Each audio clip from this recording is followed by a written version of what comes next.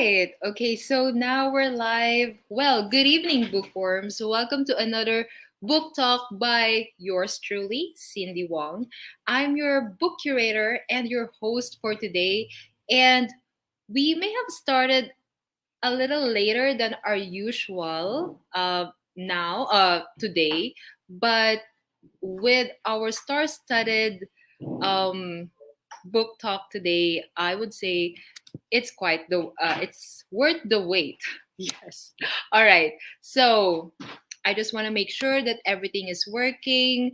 Well, it's not really easy to go live with all the technicalities involved, and I like Eight Letters, which is an independent book publishing.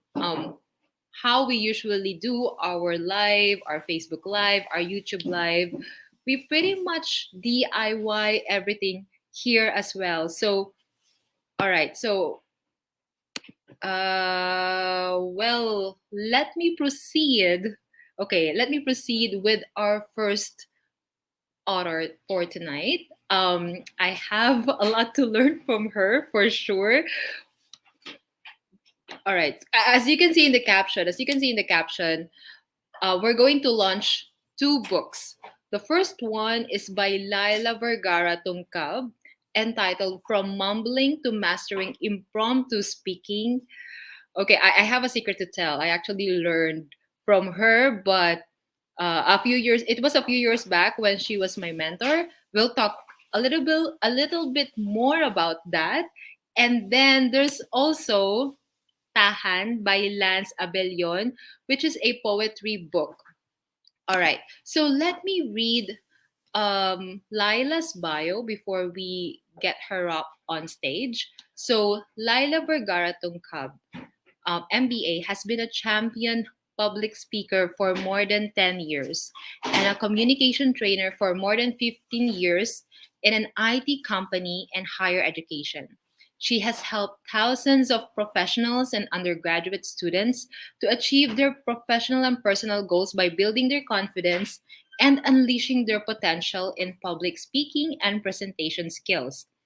As a member of a nonprofit international public speaking organization since 2012, she has been consistently winning the impromptu speaking contest and has delivered hundreds of related workshops, especially in Asia.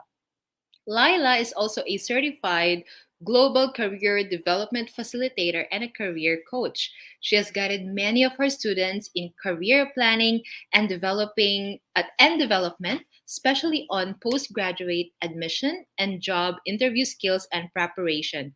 With her guidance on this skill, these students were admitted to top business schools, wow, worldwide, and landed jobs in multinational companies. Okay, so Miss Laila, please come in. Hi, can Hello, you? Cindy. Good to see you again. Good to see you again, Miss Laila. Well, as I mentioned earlier, you were my mentor a few years back during this one event that we had, and I was so grateful because, well, you really helped me a lot in polishing my public speaking skills. I think I have to get back to having you as a mentor again. Sure, it's an honor. Okay. Yes. Okay, so but now we're launching your book, From Mumbling to Mastering Impromptu Speech. Okay, yeah, impromptu speaking. All right, so there you go. I'm showing the book cover. First of all, congratulations. Writing a book is not easy. Ayan, ayan. So you can see that is the book cover, From Mumbling to Mastering Impromptu Speaking. So, Miss Laila, can you tell us more about how you came up with this book? Well, Cindy, I think there are reasons why I, decided to write a book. Because first one is that I've been doing public speaking for more than 10 years, and I only cater to a specific audience. So normally just in my club or with the students. So this time I decided that probably I can share, my experiences and also some of the tips and techniques to a bigger audience. So that's why I decided to say, okay, maybe I'll write a book. So that's the first reason. The second reason is I really want to challenge myself because I know that I at least have some skills in public speaking, but not in writing. So that's also one of the things that I've thought of. Let's say, okay, maybe I can try. And for a year, I'm able to come up with this book. And I think the third reason is that this is really my passion. I mean, public speaking or impromptu speaking. And I have this mantra, like to share, inspire, influence, and make a difference. Well, I know that I cannot change the whole world, but I think I should say that I can impart something in my own little way. And if I'm able to inspire one, two, three people, then that's really very rewarding. So those are the reasons why I have decided to write this book. All right. Thank you, Miss Laila. So I could feel how well trained you are. You really are a master of impromptu speaking. While delivering that answer, it's like a table topic. Um, but all right. Do you still feel nervous, or do you still struggle with impromptu speaking even at this stage? Well, I should say yes. Learning is a continuous journey. And even if when I'm joining the contest, I still have a lot of losses. Well, I've had many wins as well. The thing is that, we are an active learner, and I personally am an active learner. So I would say that, yeah, I still have some hiccups and I still have some flaws in impromptu speaking. But since I've built up my skills like for 10 years, so I know that I've already have some skills on how I can deliver it well, on how I can make my content or convey the message in a more coherent, more logical, and I should say maybe more impressively. So, but to answer your question, yes, I still feel nervous if I'm delivering, like an impromptu speech. And it's normal, it's fine. As long as we are open to improve and to continuously improve, then I think we will get there. Mhm. All right. So, Miss Laila, how about those uh, the readers, your target readers for this book? When you were writing this book, of course, it's good that you're sharing your journey, how you get from where you were to where you are right now. Um, to whom are you dedicating this book? Why did you write this book? And who should read this book most importantly? I think anyone can read my book because it's Mhm. not only like for a specific target audience. Though when I was writing this book, I had this thought that I want to help young people, young professionals, and those people who are really aspiring to advance their career. And as a career facilitator or a certified career facilitator, I always have this thought to help other people. So my target audience, for example, would be students. When they graduate or after graduation, I should say that sometimes they're really struggling to find a job, right? I don't think it's about the school or it's about your major. I think it's about the skills.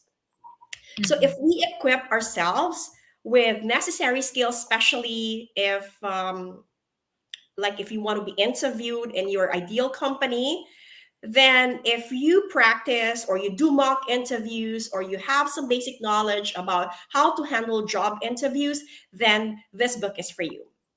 So that's one part. And the second one is that for those, like what I mentioned, for those who would like to advance their career, if they really want to excel, they want to stand out in their workplace, or if they want to hop from one job to another and they want to get promoted, for example, then I think looking at this book, learning some tools and techniques would be very helpful. So as we say that communication or effective communication is very, very important nowadays. So we have to keep this in mind that we have to polish our skills. We should not be complacent, like, okay, I'm already a manager in a company, or I think I already have what I want in life. But I think Mhm. polishing our skills, it's very, very important. So even if we are like 45, 50, 70 years old, then I think we Mhm. can still keep this in mind. So basically, this book is not just about tips, techniques, or tools, but this is about inspirations. So even if we're 70 years old and we feel that we're not confident enough, then I think this book can give more inspirations to you, and it will help you to be motivated to achieve more. So, regardless of your age, regardless of your economic or social status, this book is for you. So, I think my target readers would be young professionals, students. You have to equip yourselves. And well, if you are competing in a speech contest, I also incorporated some tips, some tools, and I've interviewed some champion speakers so that they could also share their insights to the readers. So anyone can read this book as long as Mhm. you have this goal to improve your skills. If you want to be more confident, if you want to speak coherently, logically, right? This book is for you. Like, even if you're a housewife or you're a husband and you want to communicate effectively with your spouse, then I think you can get one copy, or you can even get two copies and share it with a family. I think this will be very, very helpful. So that's it. Okay, so I think this is also very good timing because we're going to 2023. And if you want to change something in your life, it might be, leveling up, getting that job, or getting promoted, or just communicating properly or more directly to maybe to your spouse, to your friends. I will definitely get this book for my brother who's in university right now, and perhaps to my husband as well. Thank you. Yes, I think, yeah, this is very useful. I still remember when I joined a speech club. I would say it's very life changing because sometimes you have this idea in your head and you think that, oh, it's all right. I can deliver it. I can deliver it, or I won't have any problem. I won't have any issues. But then when you get on stage, you realize that there are so many problems, there are so many issues that actually you can still improve on. And sometimes people are looking at that issues, when they don't really look at, of course, no one's perfect, but even if you do 99 things right, they will see that 1% mistake. So, yeah, Exactly. right. Yun. So, Miss Laila, do you have a process? For example, we're talking to a graduate, or let's say, for example, a student who's very shy and not confident at all. What would you advise that person? Like, how can he or she boost her confidence? Well, Cindy, this is really the topic that I love because I've seen a lot of students, my mentees, who were in this period, like in this stage. Mhm. They're not confident enough. So if I would be giving an advice, that will be the first one is to change of mindset. The thing is that it's not about how proficient we are to speak the language, or it's not about the knowledge sometimes. But I think the problem that I've seen is number one is the lack of confidence. So I think they always have this negative self-talk saying, I'm not good. I have a low self-esteem. Probably I will not do it. I will not be able to, nail down my interviews. So they have all these negative thoughts. So the first thing that they have to change is their mindset. So it's not only for the students, but for everybody. It's how we see ourselves. If we see that we are good, then negative, positive things will come. So change of mindset. Second is, it is important to be consistent. It doesn't mean that you practice now because your interview will be tomorrow.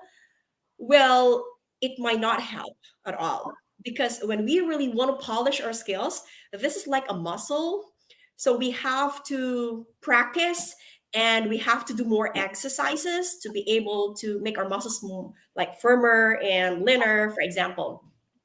So consistency is very important. Don't stop. So I just want to share again my experience. Like as a public speaker, I've been very, very active in the organizations, maybe not only one, because I want to continue to polish my skills. And that's how I improve. Even my language as a non-native English speaker, I have to practice a lot, and even until now. Though I'm not saying I'm perfect, I still have some grammar mistakes. I still need to improve on something. But if we're always looking for ways to improve, then that would help. So second is consistency. And the third is to really incorporate those tools and techniques. Because if we are good, but we don't really know some theories behind that, I would say, then probably they will keep doing the same habit again and again. So, for example, if you are in a social gathering and you know that you like speaking a lot, like me, but sometimes we are not really mindful of what we say. And then if we speak something in front, and then probably we say, oh, we regret what we have just said. So sometimes these are the things that we want to avoid. But if we are prepared, we have something in mind and it's in our subconscious, then it would really help. So I would say that those are the three main tips that I would like to give to our audience, to the readers currently. But if you want to know more about practical tips, and I should say more insights, then you can check more of the book, because I created a tool called the Imprometer. So this is like how you're going to gauge where you are in impromptu speaking. So for example, like, are you a newbie? Are you a confident? Are you a competent speaker? Are you in a mastery level? So if you know this, what Imprometer, or if you're aware, then probably you know how to improve. Then whether you are attending a social event, or whether you are in a business meeting or pitching an idea, or you are in a job interview, these tools could be very, very helpful. So again, I just want to sum it up, because I think I've been talking a lot, public speaker, I'm sorry. So basically, first one, change your mindset, be more positive. Second is maintain your consistency in learning. And the third one is learn some useful tips and techniques. Of course, some tools may not fit all, or I should say, no one size fits all, right? Am I right? So, but you could actually learn something, and then you start building up your skills. And then from there, you will see the difference. So that's why I put, or my title is about mumbling, from mumbling to mastering impromptu speaking. So how will you move from 0 to 1? So yeah, that's basically my answer, Cindy.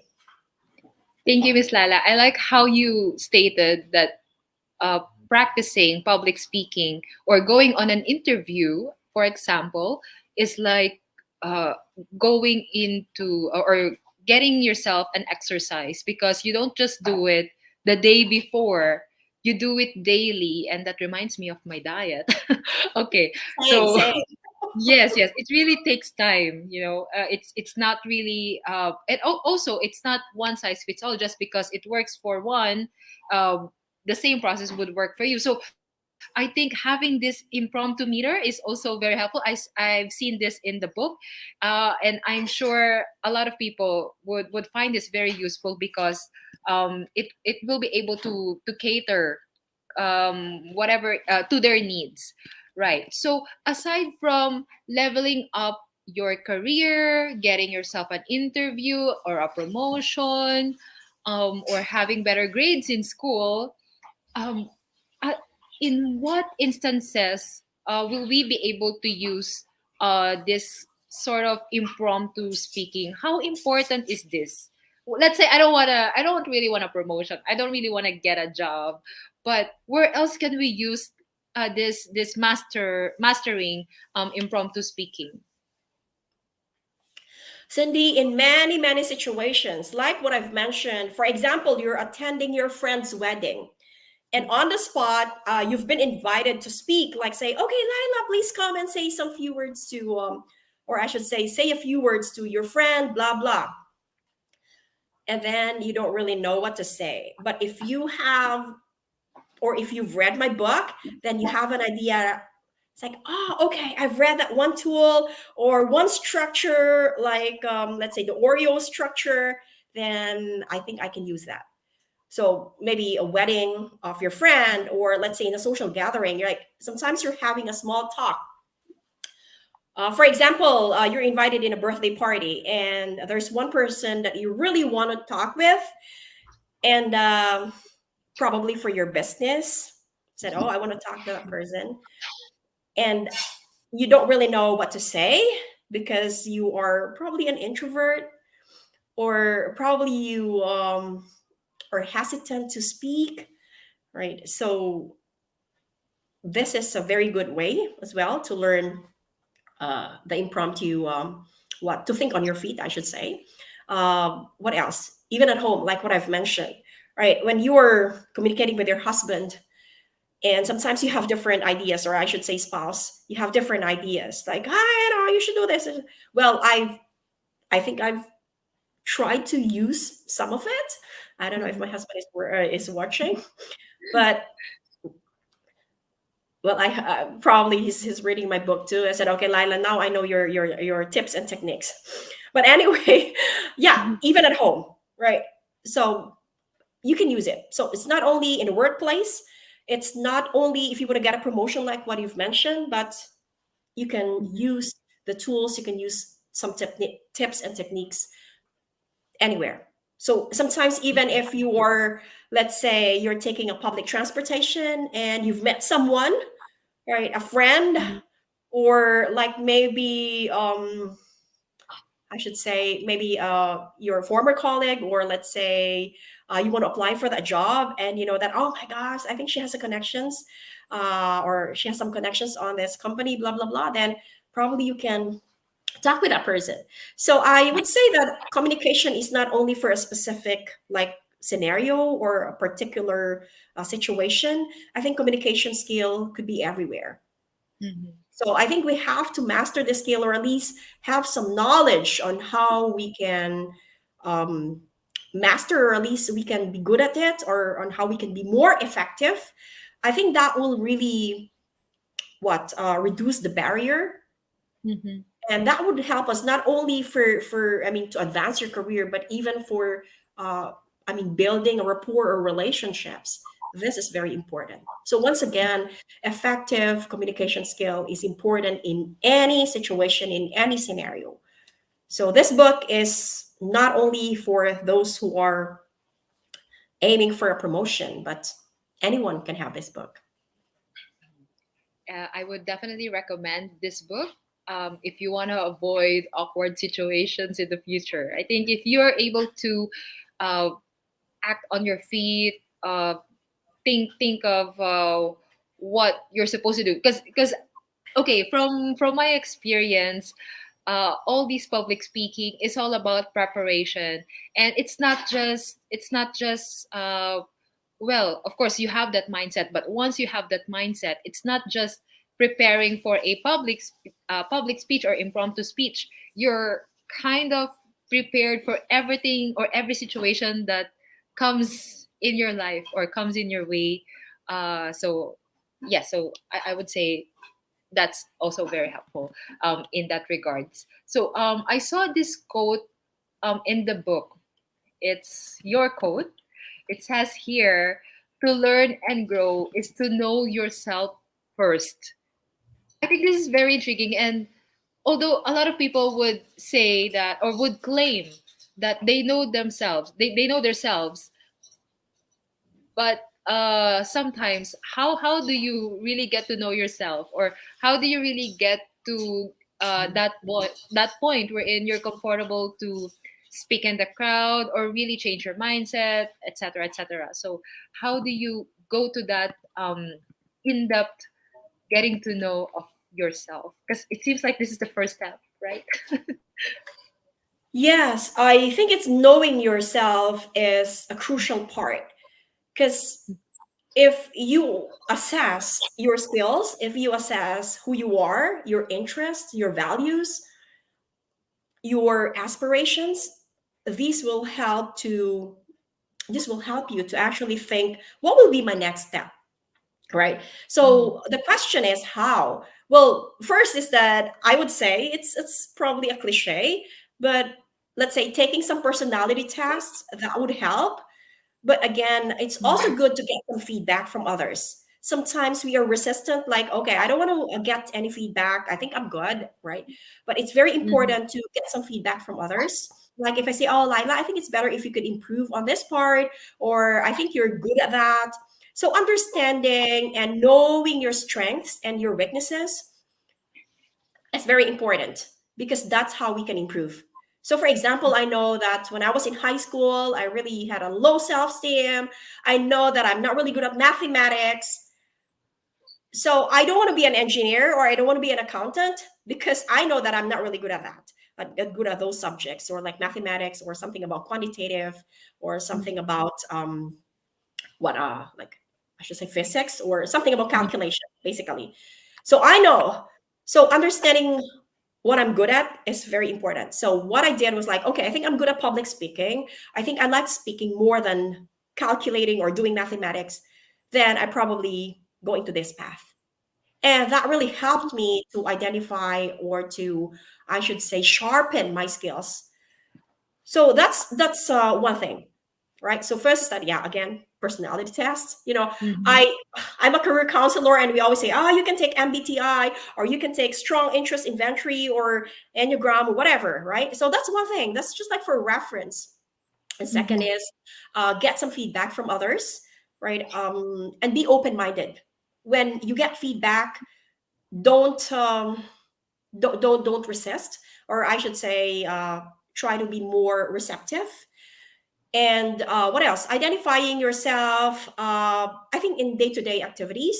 For Mhm. example, in a workplace or at home, you think, well, I can cook well, and my family members, they said that I can cook well, and my food is delicious, for example. Then you know that, okay, this is one thing, that knowing that probably this is my passion, and this is where I can excel, right? So there are a lot of things to identify and to know who you are, but the most important thing is that we have to open our minds, and we have to be receptive, and we have to take some actions. Because if you say, well, I'm not really good at mathematics, so I don't want to be an engineer, then if you stop there, then what do you want to do next?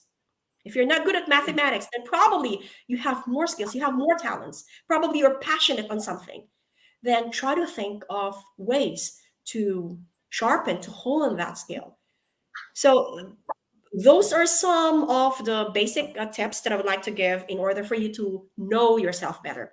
But of course, this is a continuous journey. It doesn't mean that we already know ourselves, then we stop, right? So Mhm. we always keep on improving. And we say that we keep on reflecting and introspecting what I have done well, what I have what I have done well, what should I improve, what will be my action plan. So those are some of the things that you could think of to be able to understand more, and to assess and to evaluate who you are, and uh, that really helps. There. So, Miss Laila, I've seen in your book how you get from one competition to another. So it's been like a decade-long journey of competing in public speeches, right? So, how was your first loss, or how do you deal with losing?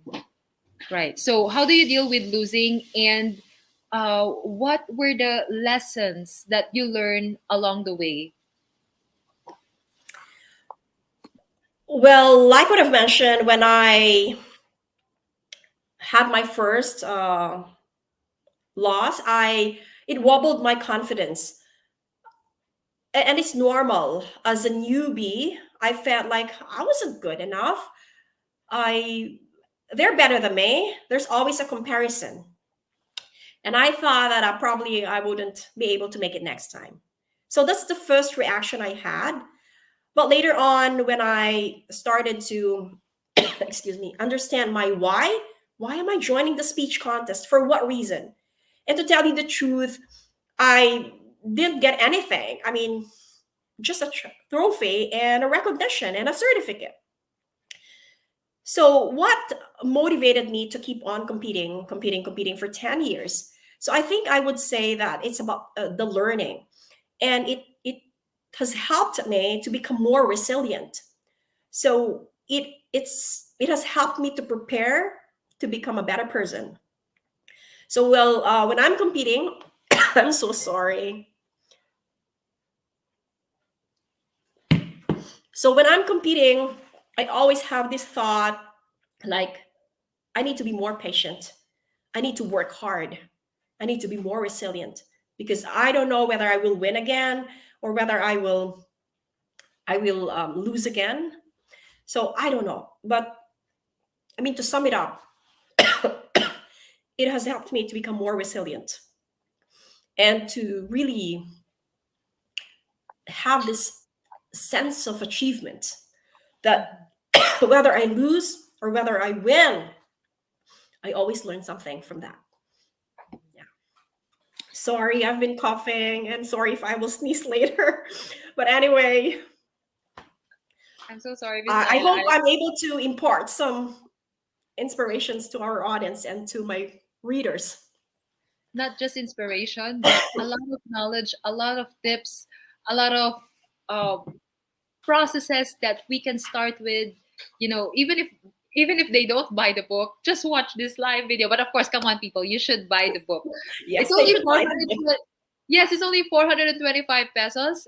You can order it on our website, okay, or it's also available now on Shopee. I believe it's also available on Shopee. It will be available on Lazada, but then there's also Amazon Kindle. It's now available on Amazon Kindle. So if you cannot wait, you can just get to Amazon Kindle and search From Mumbling to Mastering Impromptu Speech, okay, by Laila Vergara-Tungkab. That's all you have to do, and download it, and then that's all. But I would definitely recommend the paperback copy. I believe it will also be available in China, where you are right now, Miss Laila, right? Because we're just doing some logistic stuff, but of course, it will be available in your side of the world. Mind you, we haven't mentioned this earlier. Miss Laila is based in Shenzhen. Is that right, Miss Laila? Yes, Shenzhen, or yes.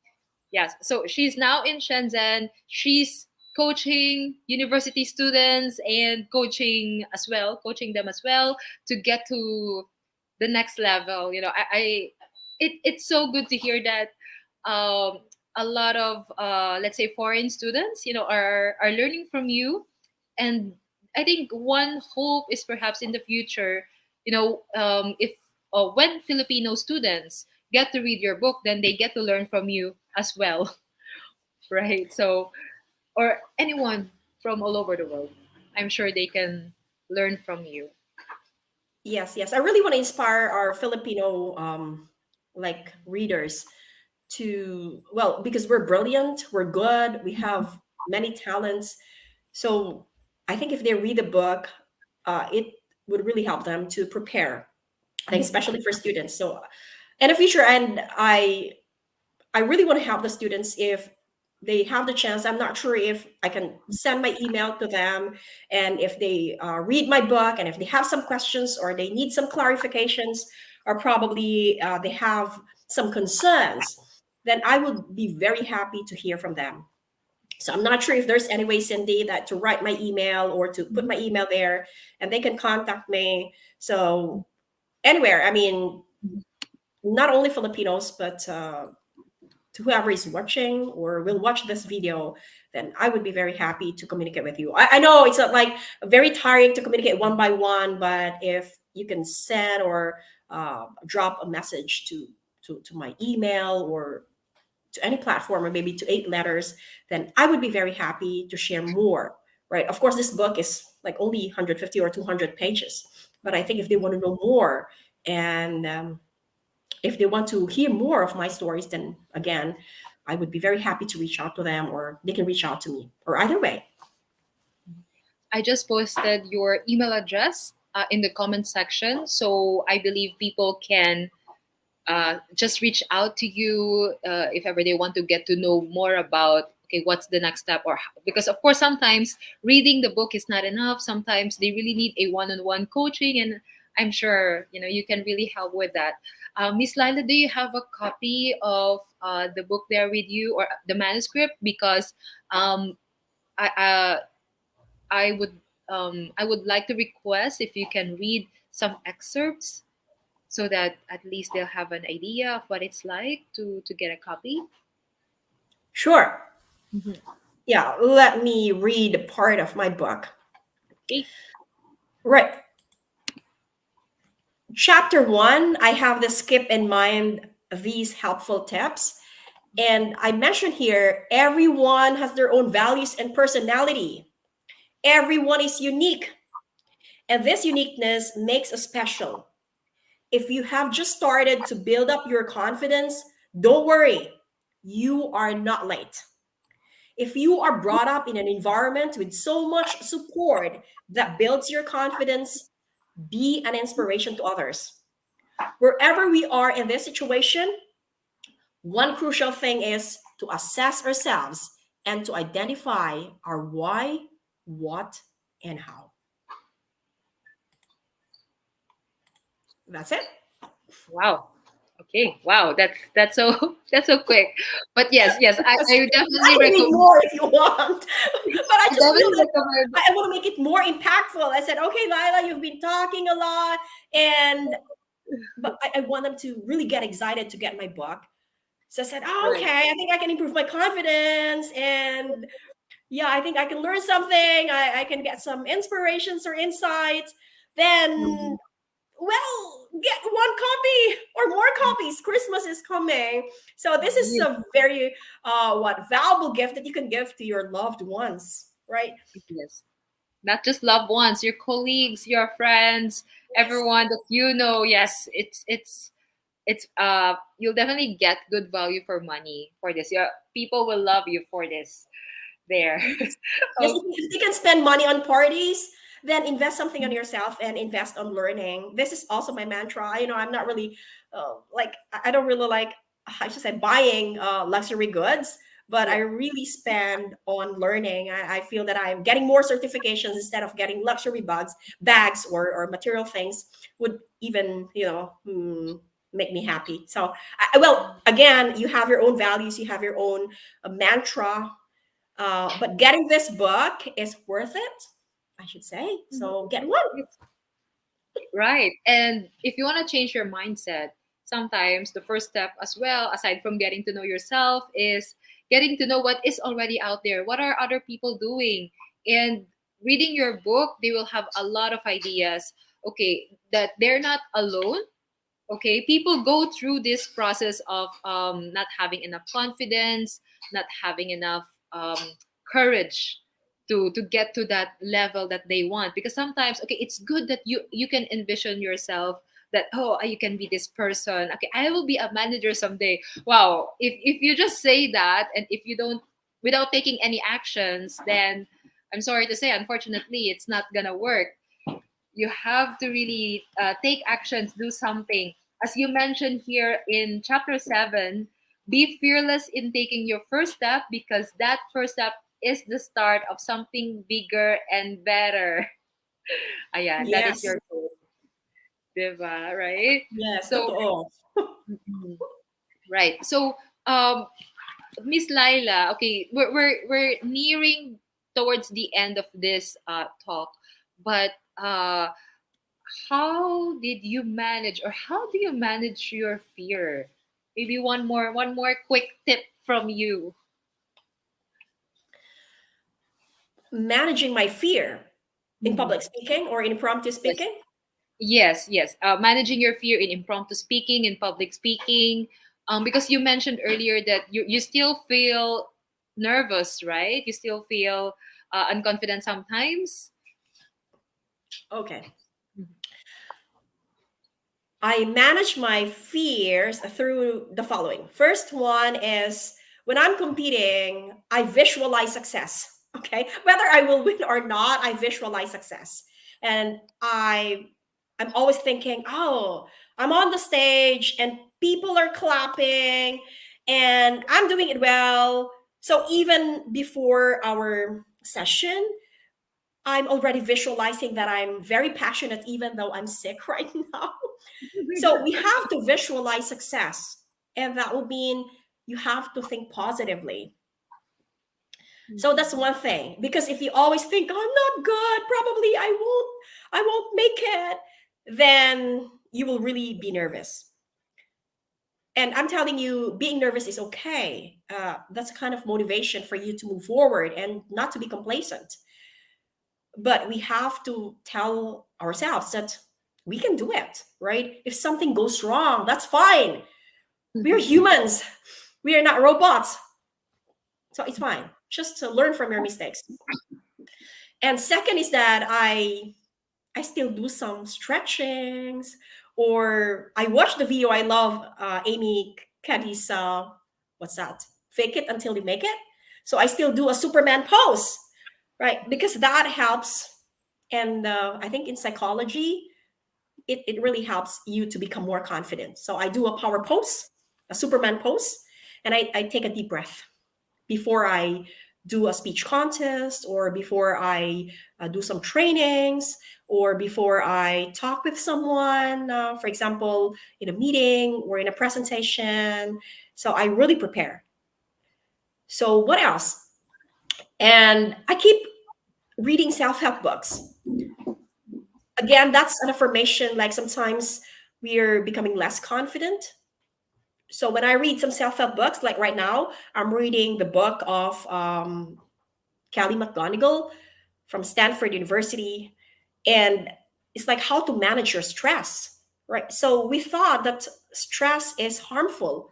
But actually, when we read that book, it will give us some realizations that actually stress can help us to improve. So that is helping me to conquer my fear. And when you start developing your confidence inside, then everything follows. You'll be more confident to speak, you'll be more confident to do things, you'll be even more confident to say, I love cooking, so I can do it, right? Even for some simple things that we underestimated, or sometimes we I should say we really didn't pay much attention to. But actually, when we think about it, then we are starting to develop our confidence. So again, to sum it up, I'm a public speaker. I always want to sum up what I've just said.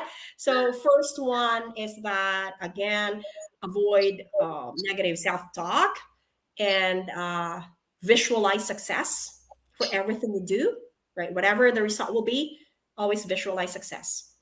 So you say visualize and it will materialize, right? Whatever you think, maybe it will happen, maybe it won't, but that's fine. Learn from your mistakes.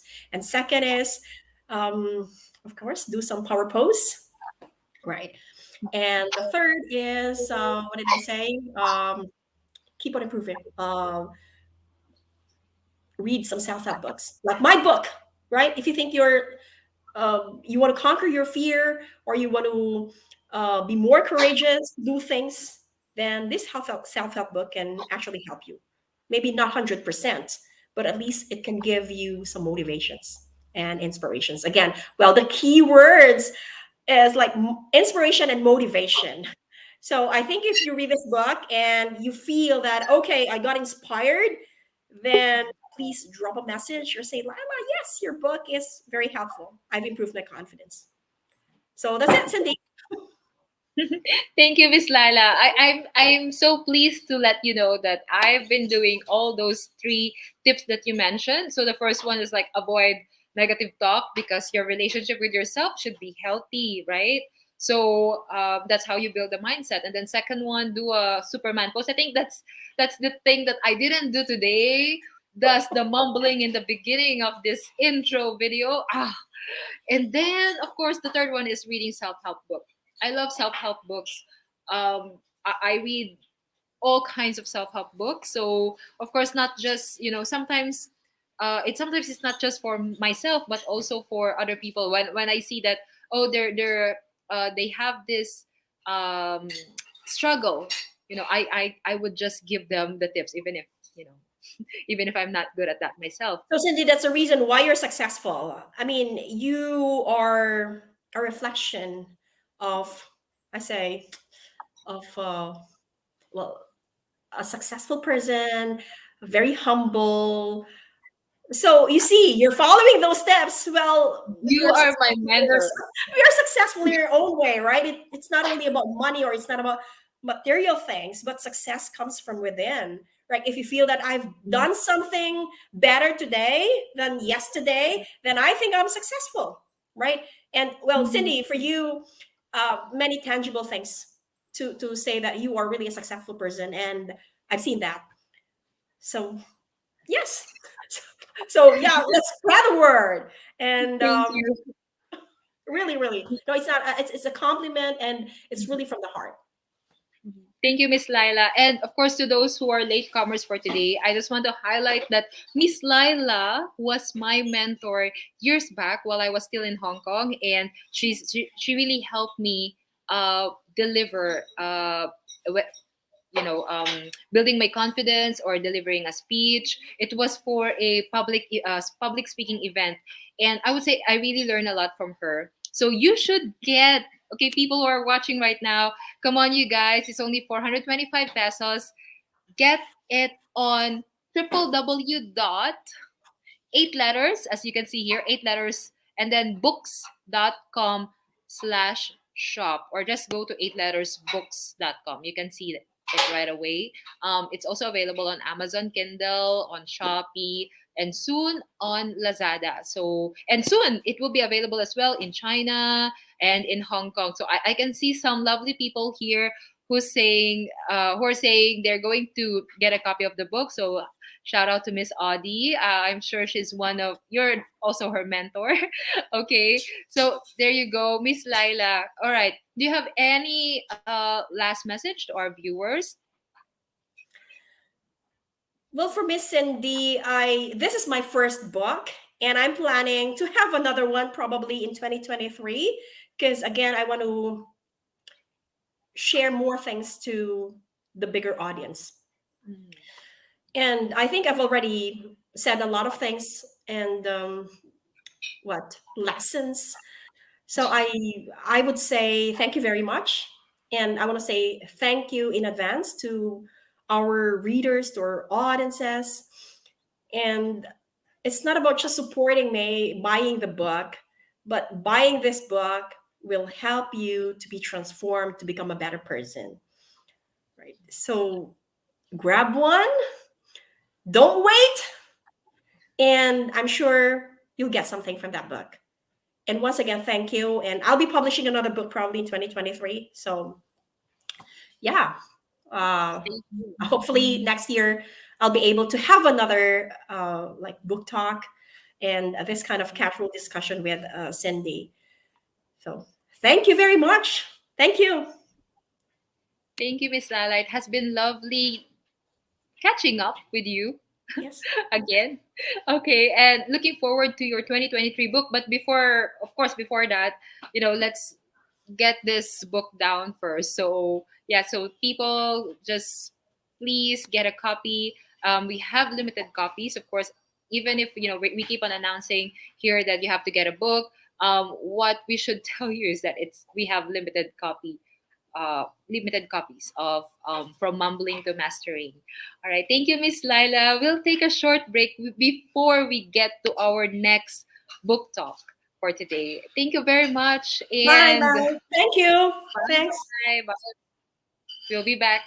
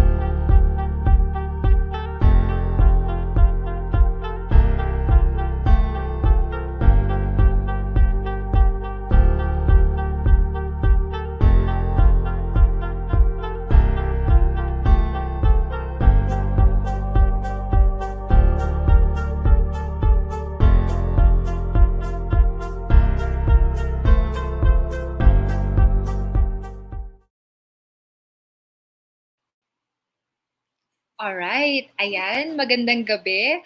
From speaking in English, I'm now shifting to speaking in Filipino/Tagalog. So, ayan, magtagalog na tayo. Medyo na-nosebleed ako kanina. Okay, so now, ngayon, ilalunch naman natin ang isang koleksyon. Ayan, makikita nyo dito, hawak-hawak ko. Isang koleksyon ng tula entitled Tahan ni Lance Abellon. Okay, bigyan ko lang kayo ng background kung tungkol saan ba ang librong ito. Para sa akin, napakaganda ng librong to, napaka-personal, napakarami din ng pwedeng makuha. We will have the author later para mapag-usapan pa, okay? Kung tungkol saan, para kanino ba dapat ang librong to. So, bigyan ko muna kayo ng konting blurb. Okay, so una, ito sinulat ni 𝐕𝐞𝐫𝐻𝐻 na isang guro at manunulat sa UP Diliman. Sabi niya, masarap basahin at pakinggan, maski na lamang sa ating panloobang pandinig ang mga tula ni Lance Abellon. Mahinahon at nakakapawi ng lumbay at pagkabalisa ang kanyang tinig, na lubhang kailangan natin sa kasalukuyang panahon. Isang mandirigma si Lance para sa buhay at pag-asa. Isinilang dala ng pag-ibig sa mundong parating nalulunod sa galit at poot. Mahalagang kontribusyon ng mga tulang ito sa pagpapalakas ng ating loob at sa pagpapaaliwalas ng ating kaisipan. O, ayan. So, ang daming blurb. Ganito yung itsura niya sa likod. Puno rin siya ng mga blurb ng mga manunulat, no? Hindi basta-basta manunulat. Tanyag ng mga guro at mga manunulat. Okay, so meron tayong hinandang programa ngayong gabing ito. So sabi ko kanina, napaka-star-studded ng ating show ngayong gabi dahil una, meron tayong champion speaker. Okay, na kanina si Miss Laila. At ngayon naman, may mga tutugtog sa atin, may mga tutula sa atin. Bago natin pag-usapan si Lance o bago natin kausapin si Lance. So, siguro i-introduce ko muna ang ating, pakita ko muna. Ito, you guys, pwedeng orderin na ngayon ang tahan. Only 480 pesos sa website namin, sa Shopee, sa Lazada. Ayan. So, makikita nyo dyan. 480 lang. Okay, so ngayon pakilala ko muna ang ating unang guest. Okay, so si Red Feria o Kuya Red to everyone is a musician, songwriter, music arranger, and a guitar mentor. His passion for music started since his early childhood, enhanced by formal classical guitar lessons when he was 10 years old. As of today, Kuya Red has written several songs, performed in various events, and has his own school, Ralph Guitars, where he teaches classical guitar online. Okay, so Sir Red, pasok na po. Hello po. Hi, good evening. Hi, Cindy. Magandang gabi po. Maraming salamat po at kayo ay naging aming guest dito sa book launch ni Lance Abellon. Paano po kayo nagkakilala ni Lance? Si Lance, for those na yan, pakilala natin din si Lance. Si Lance is actually, siya ang founder. Siya nagtayo, siya ang founder at ang director ng isang grupo called 𝐿𝐼𝐻 Manila. Okay, 𝐿𝐼𝐻 Manila is a collective ng mga artista, mga compositors, songwriters, composers, mga spoken word, mga poetry. And ang mission ng 𝐿𝐼𝐻 Manila is to uplift yung mga tao dahil sa mga gawa nila. And early this year, I was invited, yung pamangkin ko, member na ng 𝐿𝐼𝐻 Manila, and invited me to perform para sa isang open mic nila. And I sang in the open mic. After that night, tinawagan ako ni Lance mismo. Kakwentuhan kami. We became good friends and officially, niyaya na niya ako to become the member of 𝐿𝐼𝐻 Manila. And now, I serve alongside him. I am the co-director right now of 𝐿𝐼𝐻 Manila actually. And pareha-pareha kaming tinataguyod yung mission niya. Yes. Wow, ayun. Napakagandang friendship kung saan ito nagsimula. So, Sir Red, ano naman po ang itutugtog nyo? Tutugtugin natin ngayong gabi. First time natin itong gagawin sa book talk ha, ng EB. Okay. I'll be singing 2 songs actually. Yung unang kanta ko, yan ang pinakaunang nagawa kong kanta years ago. So it's a first song na kinompose ko, both lyrics and melody. Normally, puro melody lang ako, pero I composed this at, pansin nyo, medyo bulol ako ng konti sa Tagalog. Alam ko naman yan. But first song that I have ever composed is Tagalog actually. And I'm offering that to you. The next song that I will be singing is a cover from one of songs that inspired me very much. It's called Ligtas. Yes, so more on inspirational, more on, you could say spiritual, religious, yes. I am just like si Lance, we are both advocates and disciples of our communities. We are Catholic and we love to speak about the Lord. So yeah. Thank you. Nakaka-excite naman. First time ko to and I cannot... So, Sir Red, Yes. ladies and gentlemen, please welcome Sir Red Feria. Thank you so much. Okay, before I begin, I'd like to, sabi ko nga spiritual, so I'd like to say a verse from Bible na Psalm chapter 73, verse 26. For my flesh and my heart may fail, but God is the strength of my heart and my portion forever. Alam ko marami kayo sa inyo na may pinagdadaanan, may mga hirap, challenges sa buhay. Just look unto the Lord, just pray. Lumingon lang kayo sa Kanya. Manalig lang. Itatahan niya ang mga puso ninyo. So inaalay ko itong unang kanta. It's called Akay ng Kanyang Pagmamahal.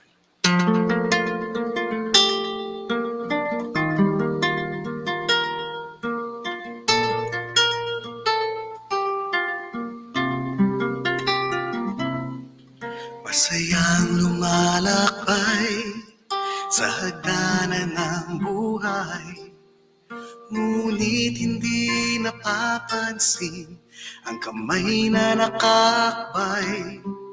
Oras-oras dumadaan, bawat araw lumilipas, ngunit hindi nakikita ang siyang nasa taas. Nandiyan ang Diyos, minamahal ka niya sa buhay mong ito. Di ka nag-iisa, pumikit ka lang, buksan ang puso sa Kanya at hayaan ang Kanyang pagmamahal. Akayin ka.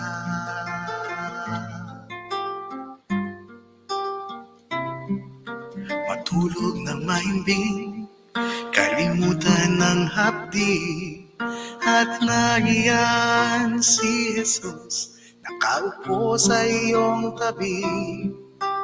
Huwag kang mangamba na wala ng buhay pa, asahan na ang bukas mo'y masaya sa piling niya. Nandiyan ang Diyos, minamahal ka niya sa buhay mong ito. Di ka nag-iisa, pumikit ka lang, buksan ang puso sa Kanya at hayaan ang Kanyang pagmamahal. Akayin ka. Nandiyan ang Diyos, minamahal ka niya sa buhay mong ito. Di ka nag-iisa, pumikit ka lang, buksan ang puso sa Kanya at hayaan ang Kanyang pagmamahal. Akayin ka.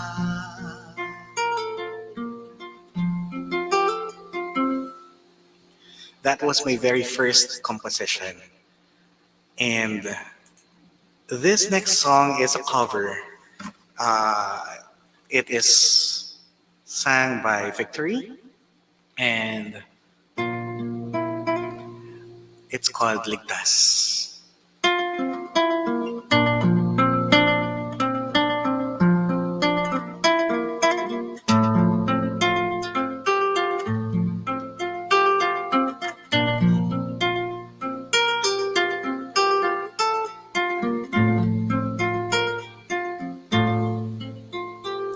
Sa iyong biyaya, ako ay namamangha.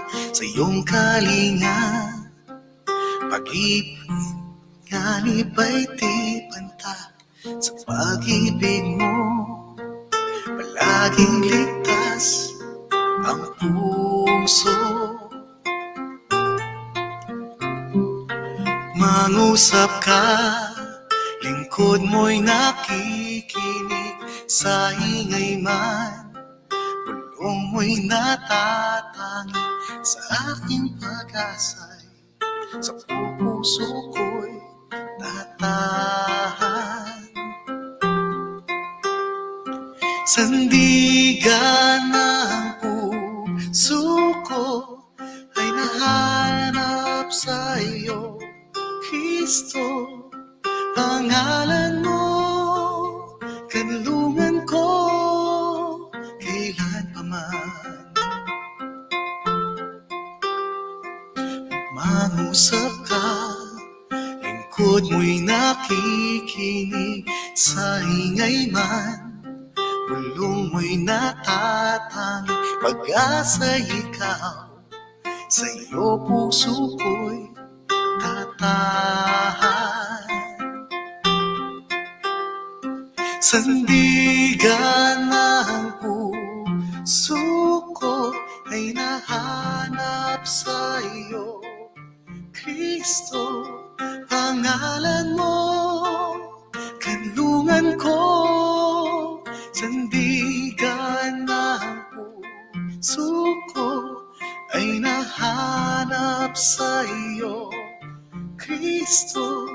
Sampalan mo, kanlungan ko, kailan pa man.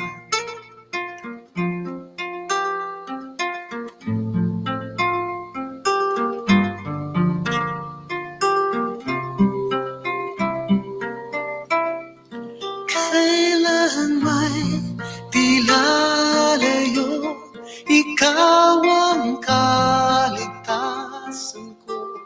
Pinapalot ng iyong lakas, sa piling mo ako'y ligtas. Kailan may di lalayo, ikaw ang kaligtasan ko. Pinapalot ng iyong lakas, sa piling mo ako'y ligtas. Kailan may di lalayo, ikaw ang kaligtasan ko. Pinapalot ng iyong lakas, sa piling mo ako'y ligtas. Sandigan ng puso ko ay nahanap sa iyo, Kristo. Pangalan mo, kanlungan ko, kailan pa man. Mangusap ka, lingkod mo'y nakikinig. Sa ingay man, bulong mo'y natatangi. Pag-asa ikaw, sa iyo puso ko'y tatahan.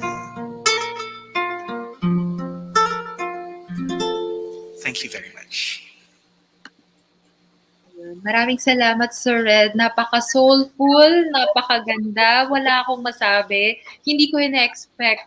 Kahit nag-sound na tayo kanina, hindi ko ina-expect na ganyan kaganda ang buong kanta mo. Maraming salamat. Maraming salamat.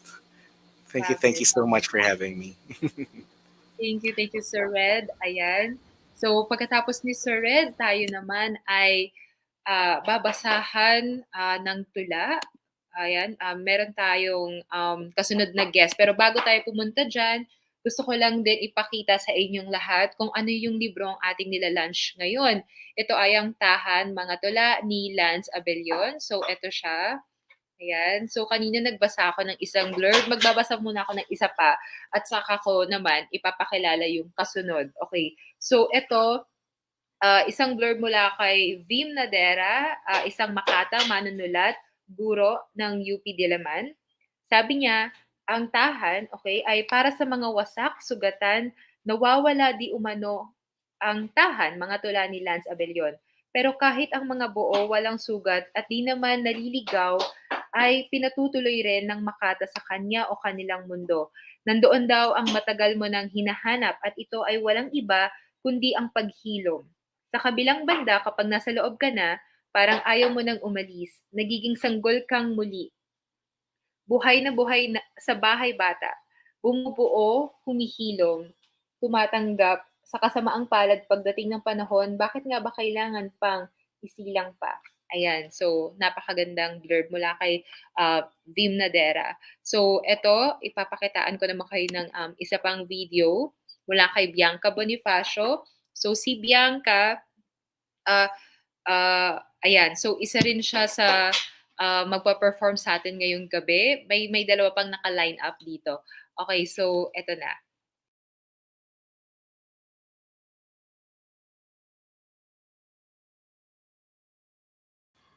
Pagbati po, ako po si Bianca Bonifacio at unang-una sa lahat, nais kong batiin ang aming mabuting kaibigan na si Lance Abellon, great leader, great spoken word artist ang Laya Manila.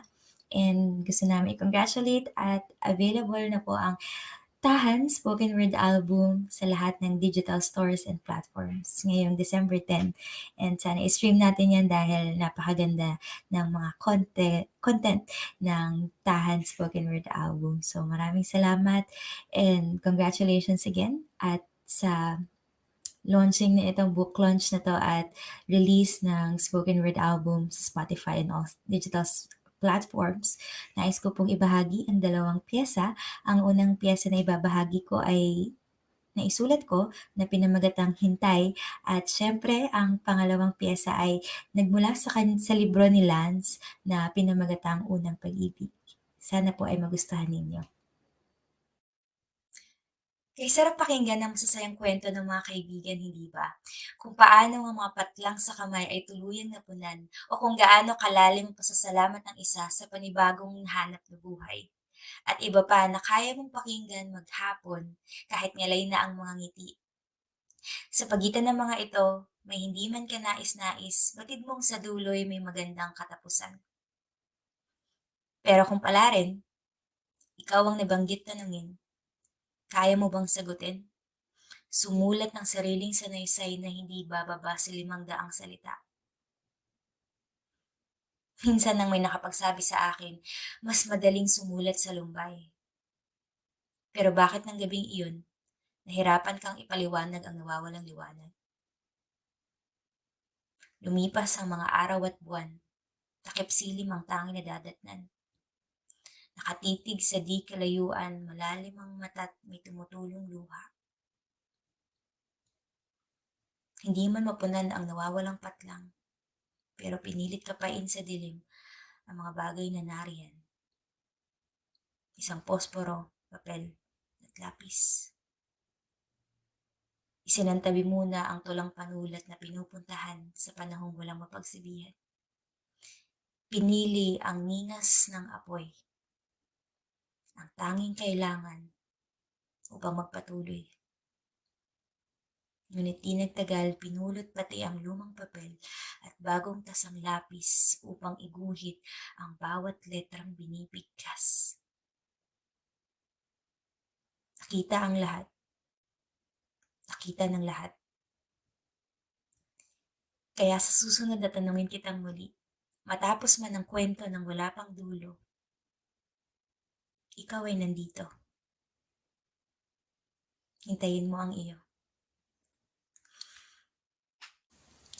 Unang pag-ibig ni Lance Abellon. Naramdaman kita sa unang beses pa lamang, noong ang mga yapos at yakap ay tila isang palatandaan na pag-aari mo ako.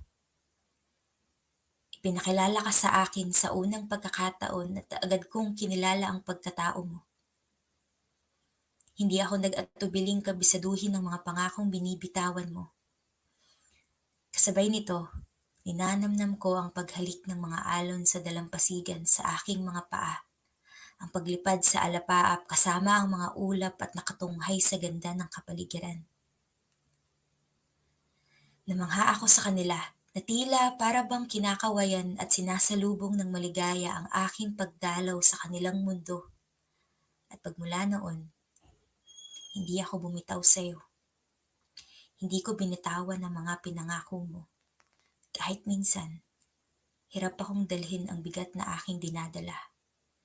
Dahil sa daang tinatahak na parang napakabigat mang dalhin, ngunit pinipilit kong magpatuloy. Na oo, maraming beses kitang binibigo, paulit-ulit akong bumibitaw. Na minsan kino-question ko ang pag-ibig na sa bawat araw ay pinapadama mo. Ngunit gayon pa man, alam kong minamatsagan mo pa rin ako saan man ako mapadpad. Inaalam kung ilang daan na ba ang aking napuntahan. Paulit-ulit akong naliligaw at naglalaboy sa kawalan. Pero hindi mo ko binibitawan. Patuloy lamang na sa kabila ng paulit-ulit kong paglisan, ay patuloy mo pa rin akong iniingatan.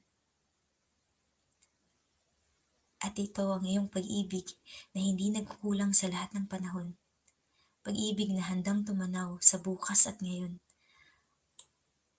At magmula nang maramdaman ko ito, alam ko, sigurado ako, panatag ako, na kahit ilang beses man akong maligaw, ay alam kong aabangan mong muli ang aking pag-uwi. Na ikaw ang may akda ng pag-ibig na ipinunla sa simula, na mananatili hanggang huli.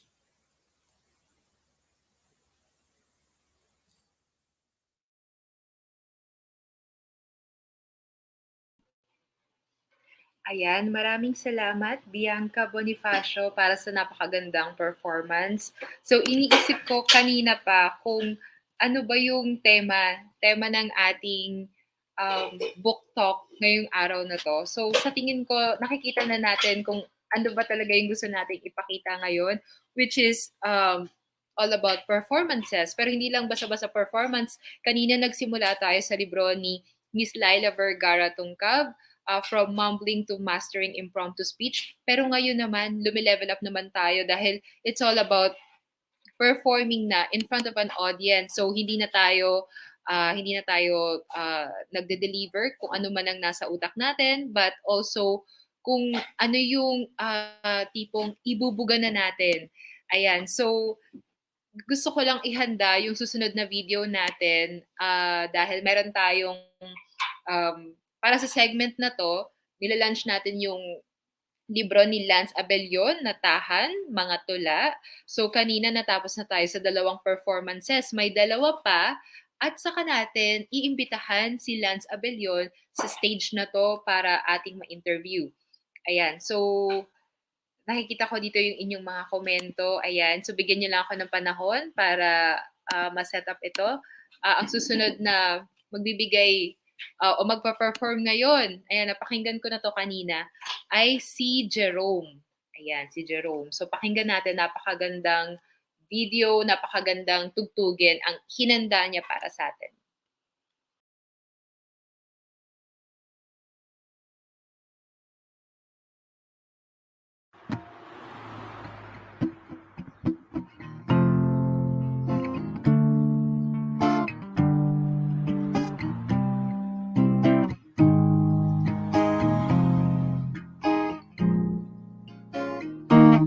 Ibang gabi na naman, tayo gising na, patulog pa lang ang buwan. Simoy ng hangin, dahan-dahan na humahaplos sa mukha ng bawat tao. Bumabagsak pa ang mata, dahan-dahang kumislap ang mga ilaw na tumatandang simbahan, kung saan magkasama tayong nagdasal at nakinig sa misa de Gallo. Pagdating ng Ama namin, ang oras huminto ng magkahawak ang ating mga kamay. Umawi mga ulap at sabay nagsiyawit ang mga anghel sa langit. At ng unang gabi ng Pasko'y sumapit, kay ganda ng harana ng tinig na sumasabay sa ihip ng hangin. Ang sabi nila, sabi nila, at pagkatapos magsimba, habang hinahatid kita sa iyong tahanan, parang walang katapusan ang ating kwentuhan tungkol sa mga buhay ng isa't isa. Ako'y nahalina nang mapadaan tayo doon sa may tindahan. Umawi mga ulap at sabay nagsiawit ang mga anghel sa langit. At ang unang gabi ng Pasko'y sumapit, kay ganda ng harana ng tinig na sumasabay sa ihip ng hangin. Ang sabi nila, ang sabi nila, hey.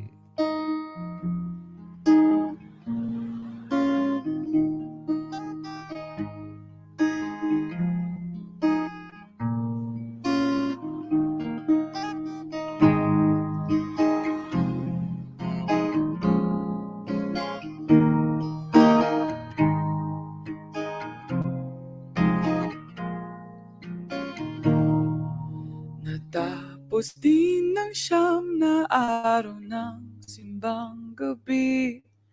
Ang sabi ko sa sarili, baka ito nang huli. Pero mula nung unang ama namin na ang iyong kamay ay hinawakan, di mo na binitawan. Nagsiyawit ang mga anghel sa langit. At ng unang gabi ng Pasko'y sumapit, kay ganda ng harana ng tinig na sumasabay sa ihip ng hangin. Ang sabi nila, ang sabi nila,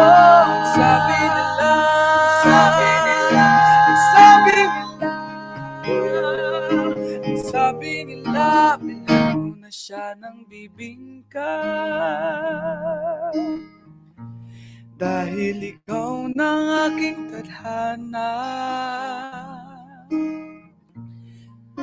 Bilhan mo na siya ng bibingka,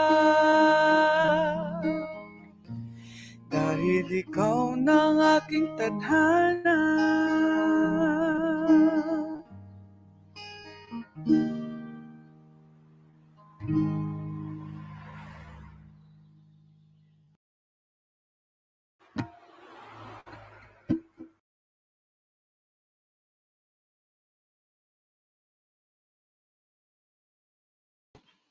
Ayan, maraming salamat, Vent. Sorry, I just want to correct my mistake earlier. His name is not Jerome, his name is Vent. And yung kanta niya tungkol sa bibingka, simbang gabi, malapit na pala. So napatanong ako dito kung saan ba mabibili, makakabili ng bibingka. Like, oh my gosh, Pasko na nga pala. Sometimes hindi ko na hindi ko na ma-feel dahil sa sobrang dami ng ginagawa, sobrang dami ng iniisip. Okay, so muli, kung kayo ay bagong pasok sa video o sa live session book talk na ito, I just want to highlight that we're launching Tahan, Mga Tula ni Lance Abellon. Ayan. So we will have him a little bit later. So pero ngayon pinapakita namin yung mga performances ng Laya, isang lupon ng mga musicians, artists. I will have Lance explain to you guys later dahil although madalas ko na silang naririnig, pero kailangan ko ng ng briefing tungkol dito, Lance. Okay, dahil ang gagaling, ang gaganda ng mga performances natin ngayong gabi. So parang hindi ko ina-expect na ganito kabigat. Parang may concert dito sa 8 letters, no? So ang susunod ngayon na performance, bago natin maimbitahan si Lance, ay si Rowan Mendoza. Isa siyang guro, spoken word artist, at miyembro din ng Laya Manila. So, ayan, ihanda ko lang sandali ang kanyang video at mapapanood na natin siya. Ayan. So, may mga kanina, si Sir Red Feria, so live niyang pinatugtog. Ang sunod na piyesa. Ayan, pasensya na. So, live niyang pinatugtog ang kanyang pyesa. Pero sa mga sumunod nating performances, these are pre-recorded videos, pero napaka-pro ng kanilang mga performances, no? So, ayan, ladies and gentlemen, we have Rowan Mendoza as our next performer.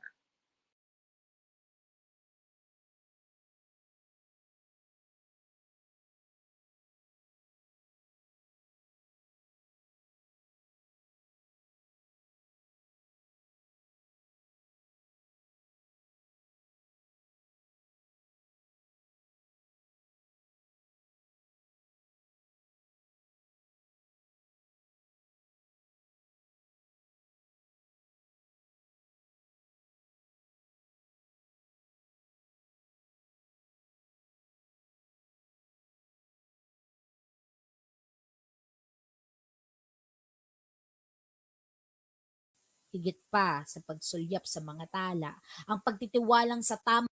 Ang sunod na piyesa ay pinamagatang Pagbuo at ito ay isang original na piyesa ng aming quiz na si Kuya Lance. Pagbuo. Tinuruan tayo ng ating mga magulang na sumulyap sa mga tala. Sabi nila, ang mga tala ang simbolo ng pangarap. Sila ang mga katiting na liwanag sa kalangitan na magsisilbing paalala na kahit sa dilim, kayang sumilay ang liwanag. Ang pagsulyap sa mga tala ay siya ring ating pagsulyap sa kinabukasan, na matutong wag sukuan ng sarili sa gitna ng makailang ulit na pagkadapa. Higit pa sa pagsulyap sa mga tala, ang pagtitiwalang sa tamang panahon, magiging katulad tayo nila. Magkakaroon ng ningning. Sa tulong ng mga pagsubok, magiging kasing tatag tayo ng mga kawayang ilang daang beses mang patumbahin ng mga bagyo, ay mananatiling nakatayo. Ang pagbuo ng mga pangarap ay isang sugal na matalo man o manalo. Ang mahalaga, pinili nating magpatuloy at di magpadaig. Sa mga pambubulahaw ng mga boses na animoy isang kuliglig na ayaw tumahan. Kasabay ng pagbuo ng ating mga pangarap ay ang pagbuo ng isang bagong pagkatao na warang isang sanggol na binibigyan ng bagong pangalan, ng pagkakakilanlan. Kasabay rin ng pagbuo ng mga pangarap ay siya ring pagsisimulang umasa sa kanyang mga pangako. Mga pangakong di napapako. Mga pangakong mananatili hanggang dulo. Tinuruan tayo ng ating mga magulang na sumulyap sa mga tala. Na balang araw, sa tulong ng kanyang pag-ibig at pag-iingat, tayo rin balang araw ay magniningning. Sa dulo ng iyong pagsisikhay, makakamit ang tagumpay sa iyong dedikasyon, tapang at puso na wagas at tunay.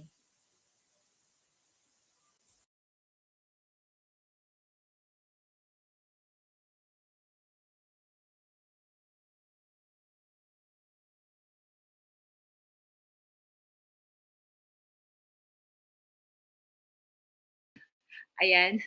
So, pasensya na.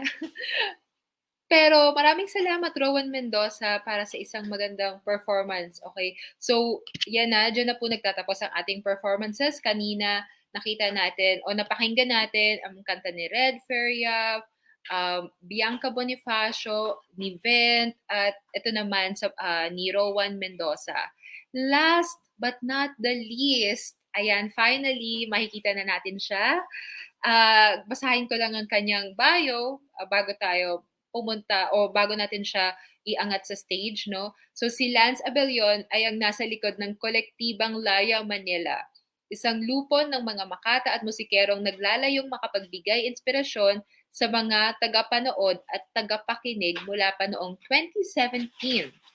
Nakapagtanghal na siya sa iba't ibang mga media organizations katulad ng DWIZ, Barangay LS 97.1, Jam 88.3, Light Network at 1PH. Naging kalahok sa Performatura, Poetry Slam noong 2019 na ginanap sa Cultural Center of the Philippines o CCP at nakapaglathala na ng 3 aklat ng mga tula, ang Biyag o Buhay, mga tula noong 2019, ang Ayat o Pag-ibig, mga tula noong 2020, at Biyahe, mga tula nito lamang Abril 2021.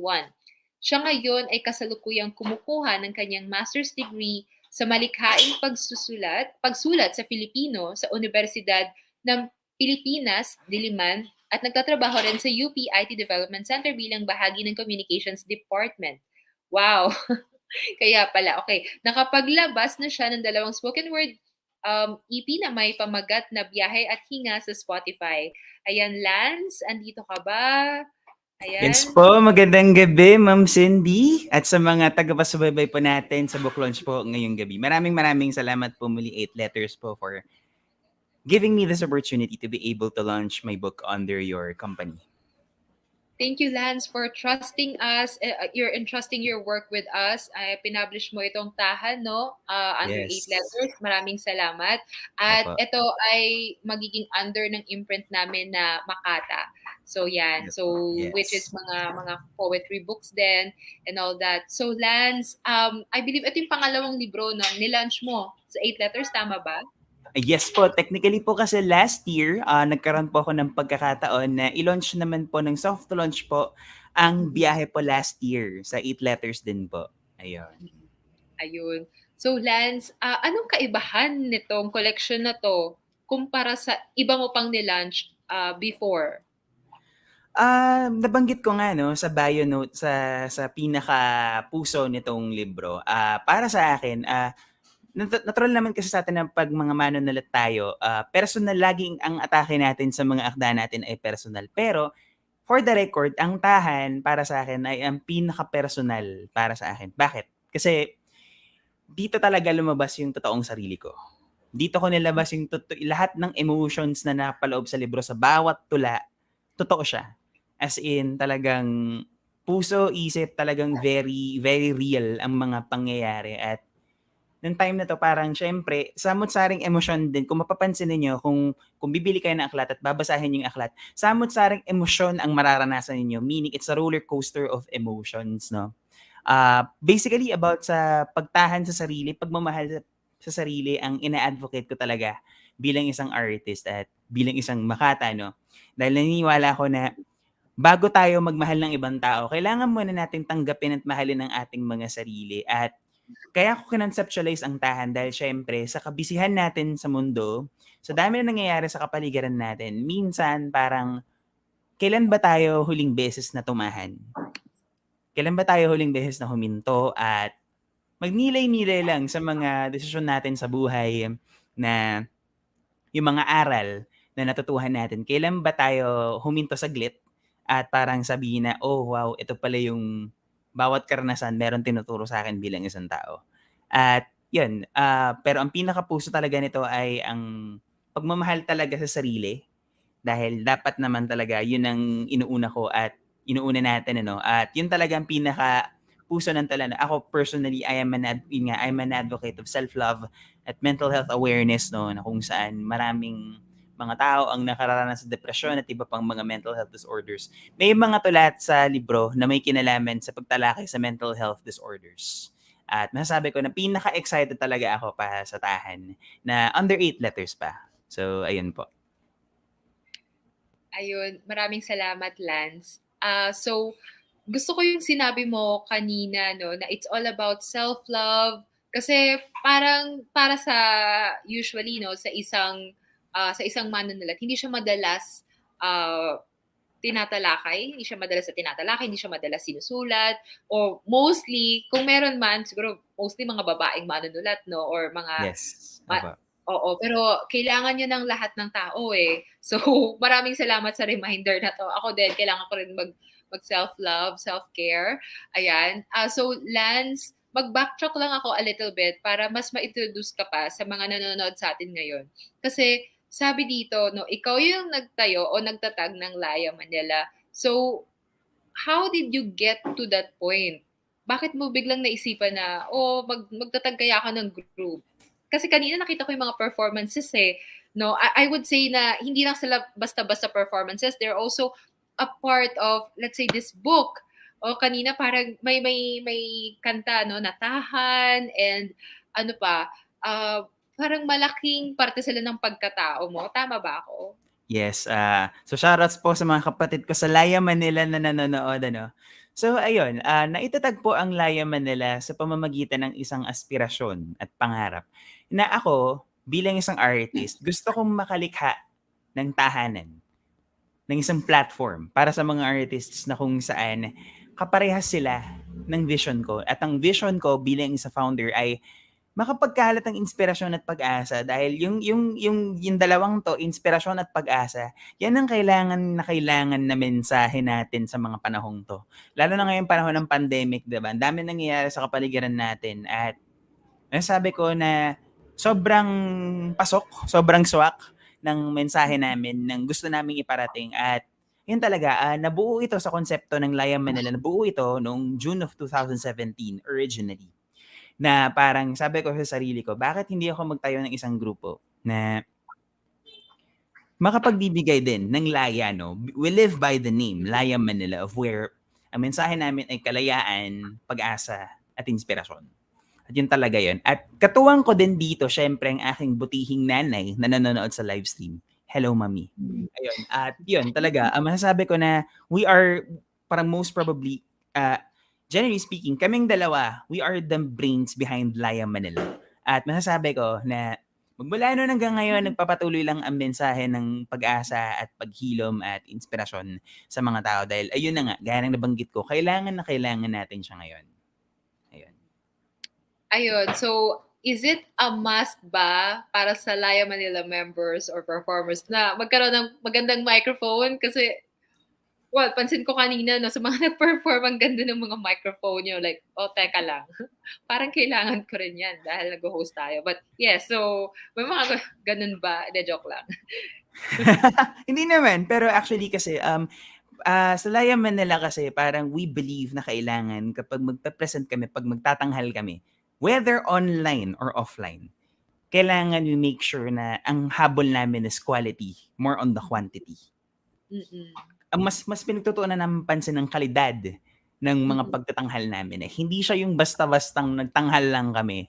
Hindi lang basta-bastang gano'n. Na parang ang pinakapuso kasi ng Laya Manila is, pag once na sumampa ka sa entablado, kailangan yung 3 o 6 o gaano man kahaba ang minuto mo na nasa entablado ka. It doesn't matter if it's 5 minutes or 10 minutes. Ang mahalaga, huwag mong sayangin yung bawat minuto at bawat segundo na nandyan ka. Kasi, ito na yung pagkakataon mo para maipakita sa tao yung totoong sarili mo. At siguro kasama na rin yung pag-i-invest sa mga gamit dahil actually, gaya nito Ma'am Cindy, no, kagaya mo rin ako dati, no, nung nag-shift na kami sa online, hindi ko po alam ang mga mikropono. Hindi ko alam to, wala akong alam totally. Pero Mm-mm. siguro nga, ito rin yung isang bagay na naidulot sa akin itong pandemya, which is to assess na magkaroon ng kalidad talaga. Quality Mm-mm. again. We are after quality over quantity. It doesn't Mm-mm. matter kung ilang taong makikinig sa amin. It doesn't matter kung isa o kung wala. Ang mahalaga, the moment na sumama pa kami sa entablado, offline man or offline, ang mahalaga na ibahagi lang namin yung mensahe na gusto naming sabihin. Ganun lang kasimple. Ayun. Kitang-kita yun. Kitang-kita sa performances kanina. At ngayon, sa kung paano ka mag-deliver ng mga, itong mga kasagutan mo, kitang-kita yung quality. Okay, so sabi ko nga yung naging tema ngayon ng book talk is about speaking or performances. Kasi kanina, no, from impromptu speaking naman tayo. Hindi yung sinasadya ng 8 letters. Pero yun ang kinakalabasan. So, Lance, ano yung dito, balik tayo dito sa libro na Tahan, mga Yes, tula. po. So, nakita ko dito, ang dami o ang ganda ng mga sinasabi dito sa blurb. At ito pang mga to ay hindi basta-basta dahil, okay, mga guro at manunulat din sa UP. So, di ba ano na tayo, back to face-to-face classes na ba? Tama ba? So, Actually, kasi sa UP, if I'm not mistaken, as we speak po, no, hindi pa siya face-to-face, no. Pero syempre, isang panalangin din namin na by next year, hopefully, God willing, balik na sa face-to-face. Dahil yun na nga, na-mention din na nag-aaral din ako sa UP. So, masasabi ko na napakalaking adjustment na ginawa namin. Kasi dati, face-to-face kami, pumapasok ako sa UP na talagang classroom setup, andun yung professor mo sa harapan mo. Pero nung nagpandemya na, iba na yung ihip ng hangin, which is, yun na nga, naging online na face-to-face. Pero regardless din naman, na kumbaga, nasa sa atin din naman yun, na kung paano makakapag-adjust, no? Basta ang pinaka-goal talaga natin, ang pinaka-goal ko talaga is matuto lang, parang regardless of the circumstances, offline man yan or online, as long as yung desire ko, na gusto kong matuto, is there. Hindi ako mawawala. ayun. Okay. The reason na I asked that question is medyo curious lang ako dahil ang dami ng magagandang sinabi nila dito. So, curious ako kung paano ka nag-build ng relationship with other writers. Kasi, di ba, guro at manunulat din sila. So, ngayon, kanina, may nakikita ko yung relationship mo with other artists. So, paano ka nagbi-build? Paano ka nagbi-build ng relationships? No, ang dami, marami sila eh. And then I can see that you're not just one of them, but you're the one leading them, directing them to something. Ano ba? Do you think or do you see yourself as a natural director, producer? Ano ba? Actually, kasi parang ngayon nga, going back sa vision ko kanina, na siguro, masasabi ko na napakabuti ng Diyos. Kasi, ang Diyos, nagpapadala siya ng mga tao sa Layam Manila at sa buhay ko bilang isang artist, na bilang isang manunulat, na makakatulong sa akin basically to same time, given na natutulungan nila ako, natutulungan ko din sila pabalik. Lalo na yung mga shoutouts din po sa mga professor ko sa UP. Hello. Ayun. So, malaking bahagi rin ng mga professor ko sa UP dahil sila ang nagtuturo sa akin na kung paano ba ang mapaghusay palalo yung panitik bilang isang manunulat, no? Yun na nga. So, hindi lang sa classroom setup ang relasyon namin. Kumbaga, tuloy-tuloy yun pag-uusap namin hanggang sa umabot sa punto na minsan pag gusto kong magpa-critic ng tula ko. So, alam ng mga writers to pag magpapa-critic tayo ng work natin sa mga dalubhasa, mas masasabi natin na mas nalalaman natin kung ano ba yung dapat nating improve bilang mga manunulat. At same din, na nagiging bukas lang din ako sa mga kritisismo o feedback ng mga manunulat na hindi specifically na tina-turn down o nilalait yung akda mo, pero tinitignan ko na siguro may dapat pa akong mas tignan, mas dapat pa akong mas hukayin bilang isang writer na ano pa ba na parang pinupush ako ng mga mentors ko, ng mga guro ko sa UP, na magsulat lang, hindi para sa sarili lang, kundi magsulat para sa mga taong nangangailangan at the same time, magsulat para sa bayan. Ayun. So, ayun, balik tayo sa paghuhukay or hindi ka lang, yun nga, maganda yung sinabi mo na hindi ka lang nagsusulat para sa sarili mo, pero para sa ibang tao. Nakaka-relate ako dyan dahil sabi ko nga, hindi rin naman ako nagpa-publish din ng libro. I mean, kung nagpa-publish ako, pwede naman na libro ko lang ang i-publish ko, pero we're making this sanctuary, tahanan. So, nakaka-relate ako dito, Lance. So, thank you for, bringing this up. Konti lang natin, charot.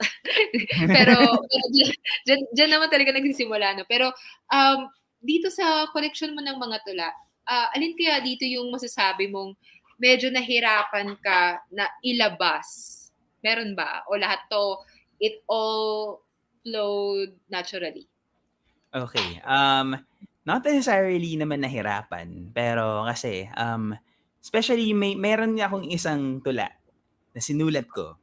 Ito yung na ipe-perform ko siya later. Itong tulang to yung tulang yun na sinulat ko is sinulat ko siya, okay, confession.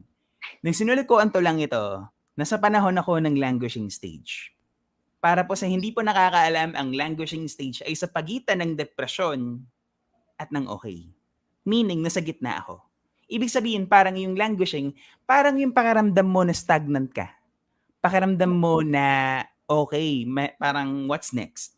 Parang feeling mo nakahinto lahat. Nakahinto yung paligid mo, feeling mo, tapos ikaw lang yung gumagalaw. Yung ganun. At yung nasulat ko yung tulang yun, parang sabi ko, yun na nga, parang I believe na yung tulang yun na naisulat ko yun. For me, it was a therapy for myself na natutulungan ako ng pagsusulat na minsan na parang may mga bagay ako nakakaligtaan sa buhay na parang, oo nga, no, parang mas dapat, parang, normal lang naman na maranasan natin ang kalungkutan. Normal lang na maranasan natin yung mga bagay na to. Pero, ang punto dito is, hahayaan ba natin na magpadaig tayo sa kalungkutan? O meron tayong gagawin para tayo makalabas doon? Yun ang pinakapuso ng tulang yun na naisulat ko. At yun talaga, yun nga, going back, na sinulat ko siya for, na personal experience ko at the same time, I believe na nararanasan din siya ng mga kababayan natin, ng mga tagapakinig at kung sino ka man na nanonood ka, alam ko, may isang nanonood dito na nararanasan mo ngayon yung naranasan ko na languishing stage. Na parang pakiramdam mo wala kang direksyon, pakiramdam mo wala kang patutunguhan.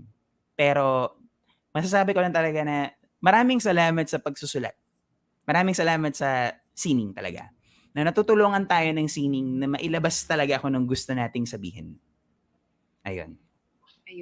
So, ayan, maraming salamat, Lance. So, gusto ko lang ulit ipakita. Ito yung libro na Tahan, Mga Tula. At gusto kong mag-advertise muna sandali. So, pakikita nyo siya sa website ng 8 letters for only 480 pesos.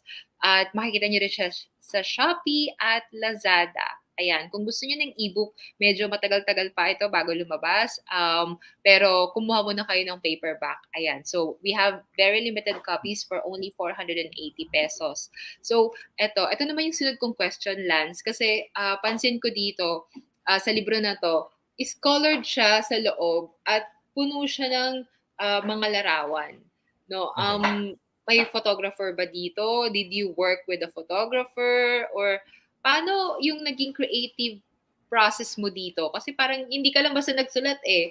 Sabi mo nga personal siya at ayun nga, parang may mga colors, may mga larawan na tumutugma doon sa nararamdaman mo.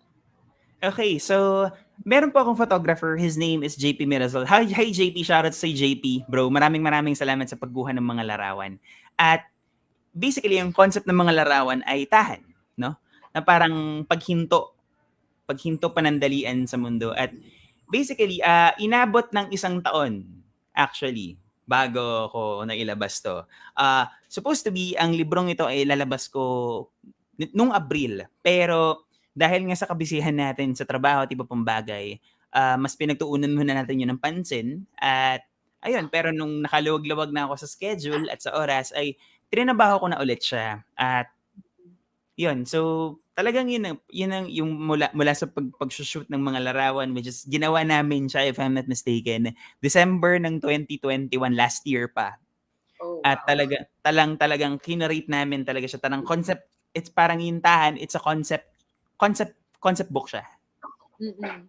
Concept book siya. So, lahat ng mga kilala, kung mapapansin nyo, kung bibili ka ng libro at mapapansin nyo yung mga larawan, may mga iba na parang ang sirin ng paligid, may iba. Mm-mm. Mm-mm. Yung mga makulay siya. Ang gusto naming sabihin na yun na nga, na talagang may pagkakataon tayo na i-appreciate yung bagay na nasa paligid natin. Na ako, nung habang nagsushoot kami ng mga larawan, habang nasa location, kalmado, nakatahan din yung nasa state din ako ng pagtahan ng time na yun. Kaya masasabi ko na naging madali ang lahat. Mula sa photographer, pagsusulat ng tula, at ayun na nga, masaya ako na makalipas ang 1 taon na tinatrabaho ko. As in, may mga tula ako na tinanggal, may mga tula ako na dinagdag. At masasabi ko na after ng 1 taon, tunay nga talaga, hard work pays off. Na kung ano talaga yung gusto mong sabihin, kung pagtatrabahuan mo ng maigi, lalabas siya ng maganda. Ayun. Yun. Isa pa sa mga bagay na curious din ako, Lance, ay nakita ko na performer ka, nagpa-perform ka. In fact, nilabas mo rin sa Spotify, tama ba? Yes, meron pa. Oo. Yes. So yun, nagpa-perform ka sa Spotify o kaya sa mga radio stations o sa Gigs. sa Mga Laya gigs. Manila, mga gigs, ayan. At ayun na nga, tas meron ka pang libro. Why is it so important na maisalibro siya? Bakit importante nito na maraming channel? Pwede namang, alam mo, i-post mo lang sa Facebook, di ba? Pwedeng ganun lang, or i-status mo lang. Kung gusto mo mag-vlog, mag-website ka, ganyan. Or i-email mo sa taong gusto mo yung i-dedicate o kanino mo dinededicate yung tula na yun. Bakit napaka-importante na ma-compile mo to lahat? Kasama yung mga larawan, ginawa yun noong 2021 December last year. Diba? So, why is it so important? Importante ba to sa iyo? Sige, baka pwede mo kong liwanagan at yung mga nanonood din sa atin ngayon. Ayun. Kaya ako napagpasyahan na isalibro dahil ang target ko kasi sa sarili ko, at least isang kada taon. Nagsimula to noong 2019, parang ano na siya, parang siyang tradisyon ko sa sarili ko, na at least kada taon, meron akong isang mailalabas. Ibig sabihin, parang, kasi ako kasi yung tipo ng tao na tahimik lang ako, nagmamasid lang ako sa kawalan. At ito yung paraan ko ng pagpapakilala ng sarili ko sa mga tao. At bakit sa libro? Dahil naniniwala pa rin ako na importante sa atin ang pagbabasa. At yan din ang kaisa-isang bagay na natutuhan ko nung nag-aaral ako sa UP. Na nag-aaral pa din naman ako hanggang ngayon habang nasa UP ako. Na importante sa atin bilang mga mananalat o kahit sa sinong tao ang pagbabasa. Kasi naitutuloy natin yung karanasan natin na parang pag nakabasa tayo ng isang aklat o ganito, parang nakaka-relate, but parang ganun, parang ako yung pinapatamaan ng akda. So, ibig sabihin, parang ang mga writers ay may kakayahan na magsalita sa mga tao ng hindi sa pangkaraniwang pamamaraan, kundi sa pamamagitan ng mga tula, mga kwento, mga novels, at iba pa, no?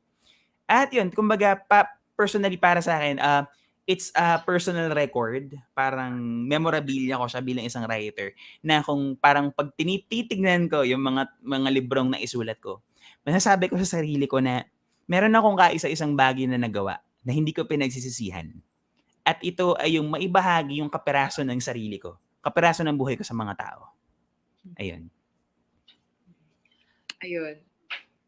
Thank you, Lance. Ayan, so napaka-importante na maibahagi ang iyong kwento sa ibang tao. At tama yung sinabi mo, no, na meron tayong way as writers, hindi lang na hindi nagagawa ng isang performer o ng isang yun nga, sabihin natin, iba rin ang effect ng pagdi-deliver ng tula.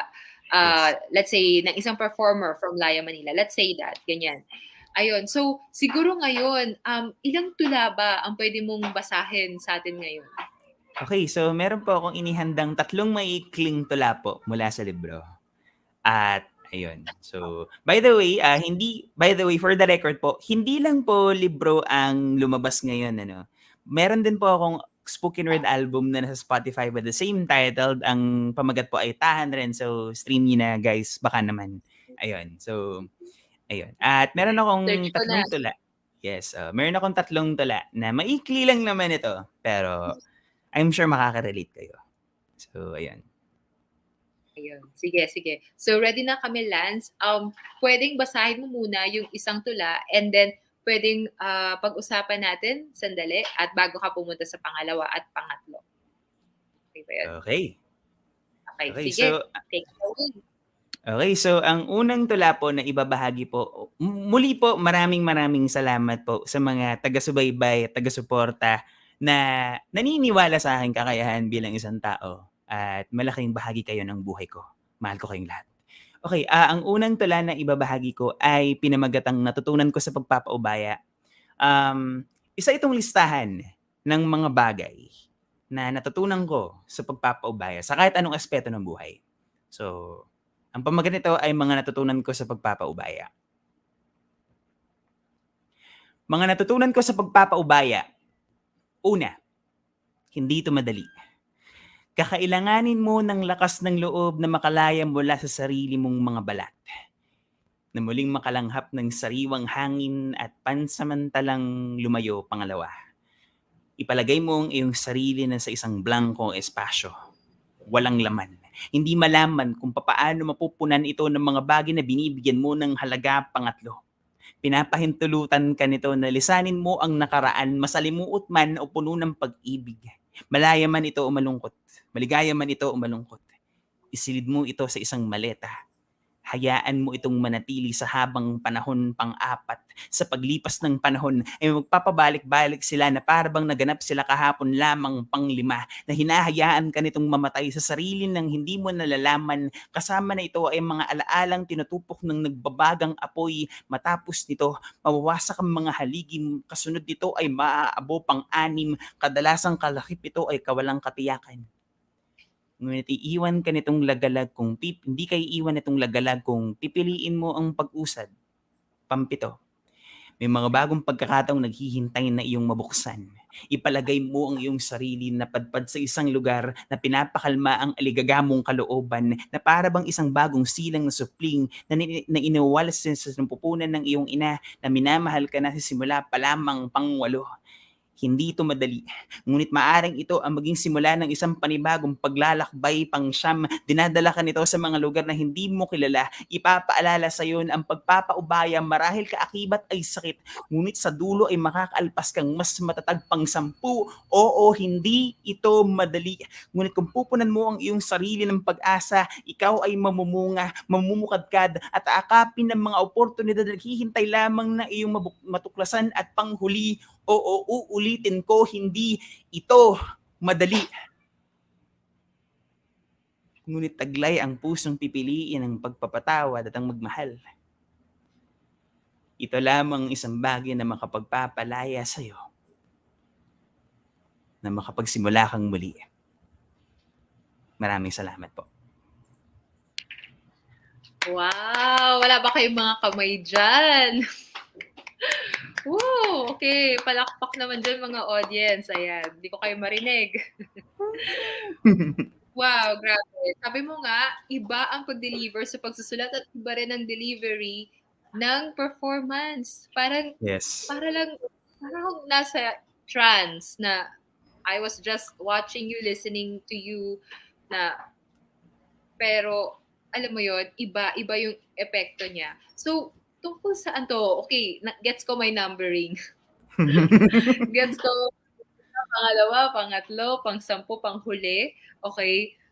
So, para kanino mo to isinulat? Okay, ang mga natutunan ko sa pagpapaubaya, ang tulang ito ay para sa mga tao na nahihirapan mag-let go. Basically, it's about letting go. Na parang, may mga bagay tayo sa buhay na pinangahawakan pa rin natin hanggang ngayon na nahihirapan tayong pakawalan. Pero, papaano mo matatamasa ang paglaya sa sarili mo kung hindi mo matututunan mag-let go sa mga bagay na naging mahalaga sa'yo? Kasi parang naniniwala ako na wala sa mundong itong permanente. Lahat ng bagay lumilipas. Lahat ng bagay naglalaho. Ang pinaka-tanging bagay lang na permanente ay pagbabago. At paano natin matatamasa yung pagbabago na yan kung tayo mismo hindi natin pinapakawalan ang mga bagay na nagpapahirap sa atin. At humantong din ako sa ganito personally na parang feel na nahirapan ako mag-let go na okay, parang nahirapan din akong buksan ng sarili ko for a time na parang hindi, parang ito ako hindi pwede. Parang hindi pwede, parang hindi nyo maaagaw sa akin to. Pero natutunan ko na letting go, masakit ang mag-let go. Masakit ang magpaubaya, masakit ang magpalaya. Pero kung ito naman ang maghahatid sa atin para sa patuloy nating paglaya at pag-usad bilang isang tao, bakit hindi natin to gawin? Ayun. Ayun. Na-try mo na bang mag-let go? Yes. Nag-let go na ako ng mga insecurities ko sa sarili ko.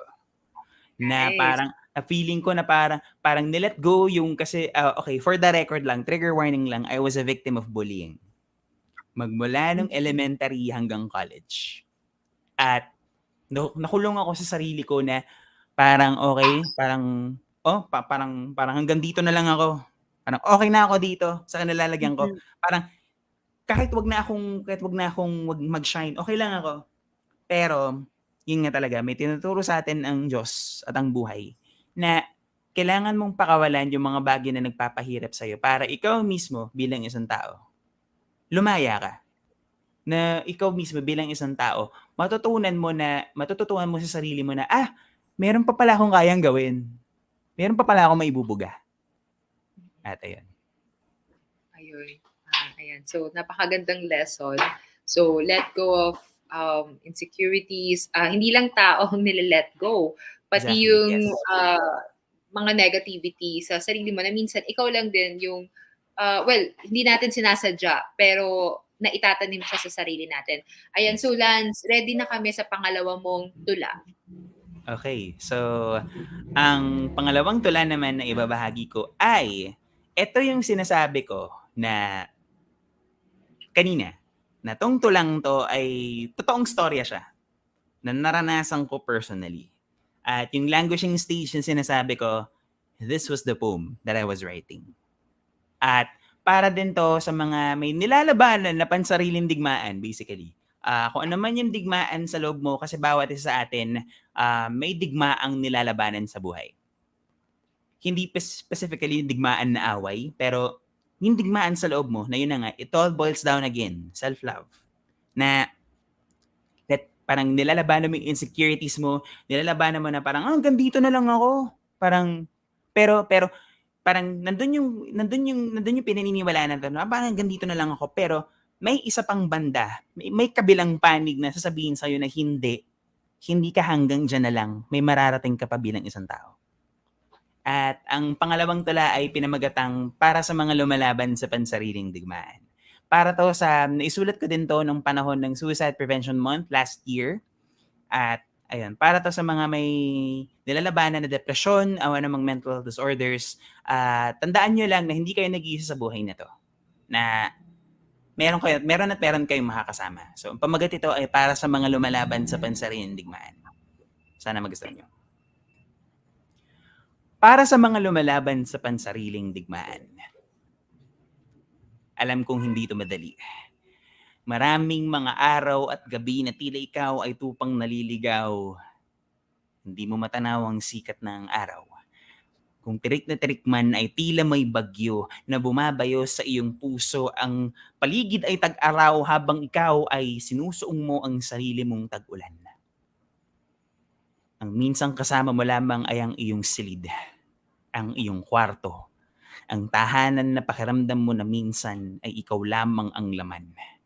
Tila mailap ang tulong, ngunit mas malalakas ang kanilang mga bulong, nagiging mga sigaw, nagiging mga alingaw-ngaw na tila ayaw kang patahimikin.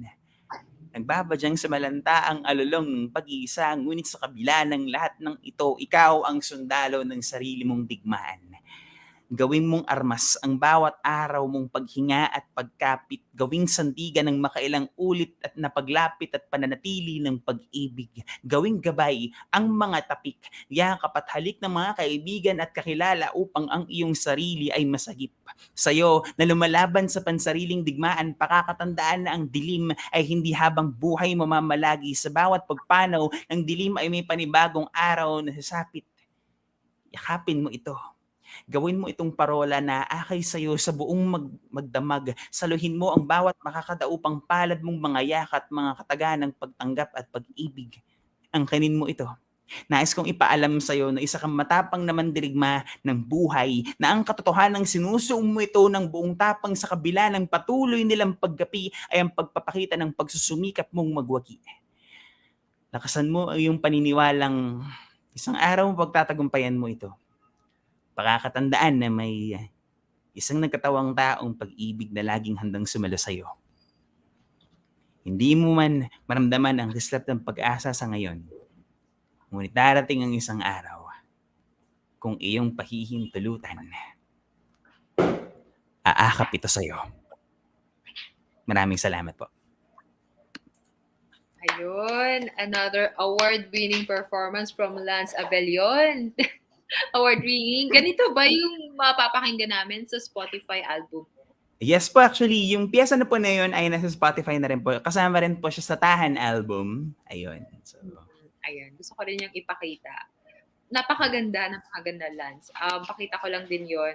Meron ako dito, ayun, subukan ko lang kung ito ba ay mag-a-appear. Ayan, ay hindi siya pwede. Pero no problem. Again, gusto ko na lang siguro imbitahan kayo na bilhin o kumuha na ng sarili nyong kopya ng libro entitled Tahan. So, makikita nyo dito, it's only 480 pesos. Ayan. Maraming salamat sa mga nanonood sa atin ngayon. Ayan. At, alright. So, ito namang pangalawa mong performance. Sabi mo, sinulat mo to during those trying times, no, na hindi mo alam kung ano na ba yung susunod, or you feel like you were not growing. Do you think it's so important then to grow? Or sa tingin mo okay lang maging stagnant for a while? O sa tingin mo, para sa'yo, dapat ang process talaga o ang story ng isang tao ay dapat laging nag-grow? Kasi naniniwala naman ako na lahat ng karanasan natin ay may gustong ituro sa atin bilang isang tao. At syempre, yung mga karanasan na nararanasan natin, it pushes us to grow. And at the same time, kung meron tayong kakilala na nakakaranas ng naranasan natin, na the fact na meron tayong natutuhan doon sa karanasan na yon, may babahagi natin kung ano yung natutunan natin sa taong yon. At importante sa atin na yun na nga, sa bawat karanasan tama yun, kailangan na nag-grow tayo bilang isang tao. Na minsan na parang may mga mali tayong nagagawa sa buhay natin, may mga mali tayong desisyong nagagawa, pero it's not the end of the road.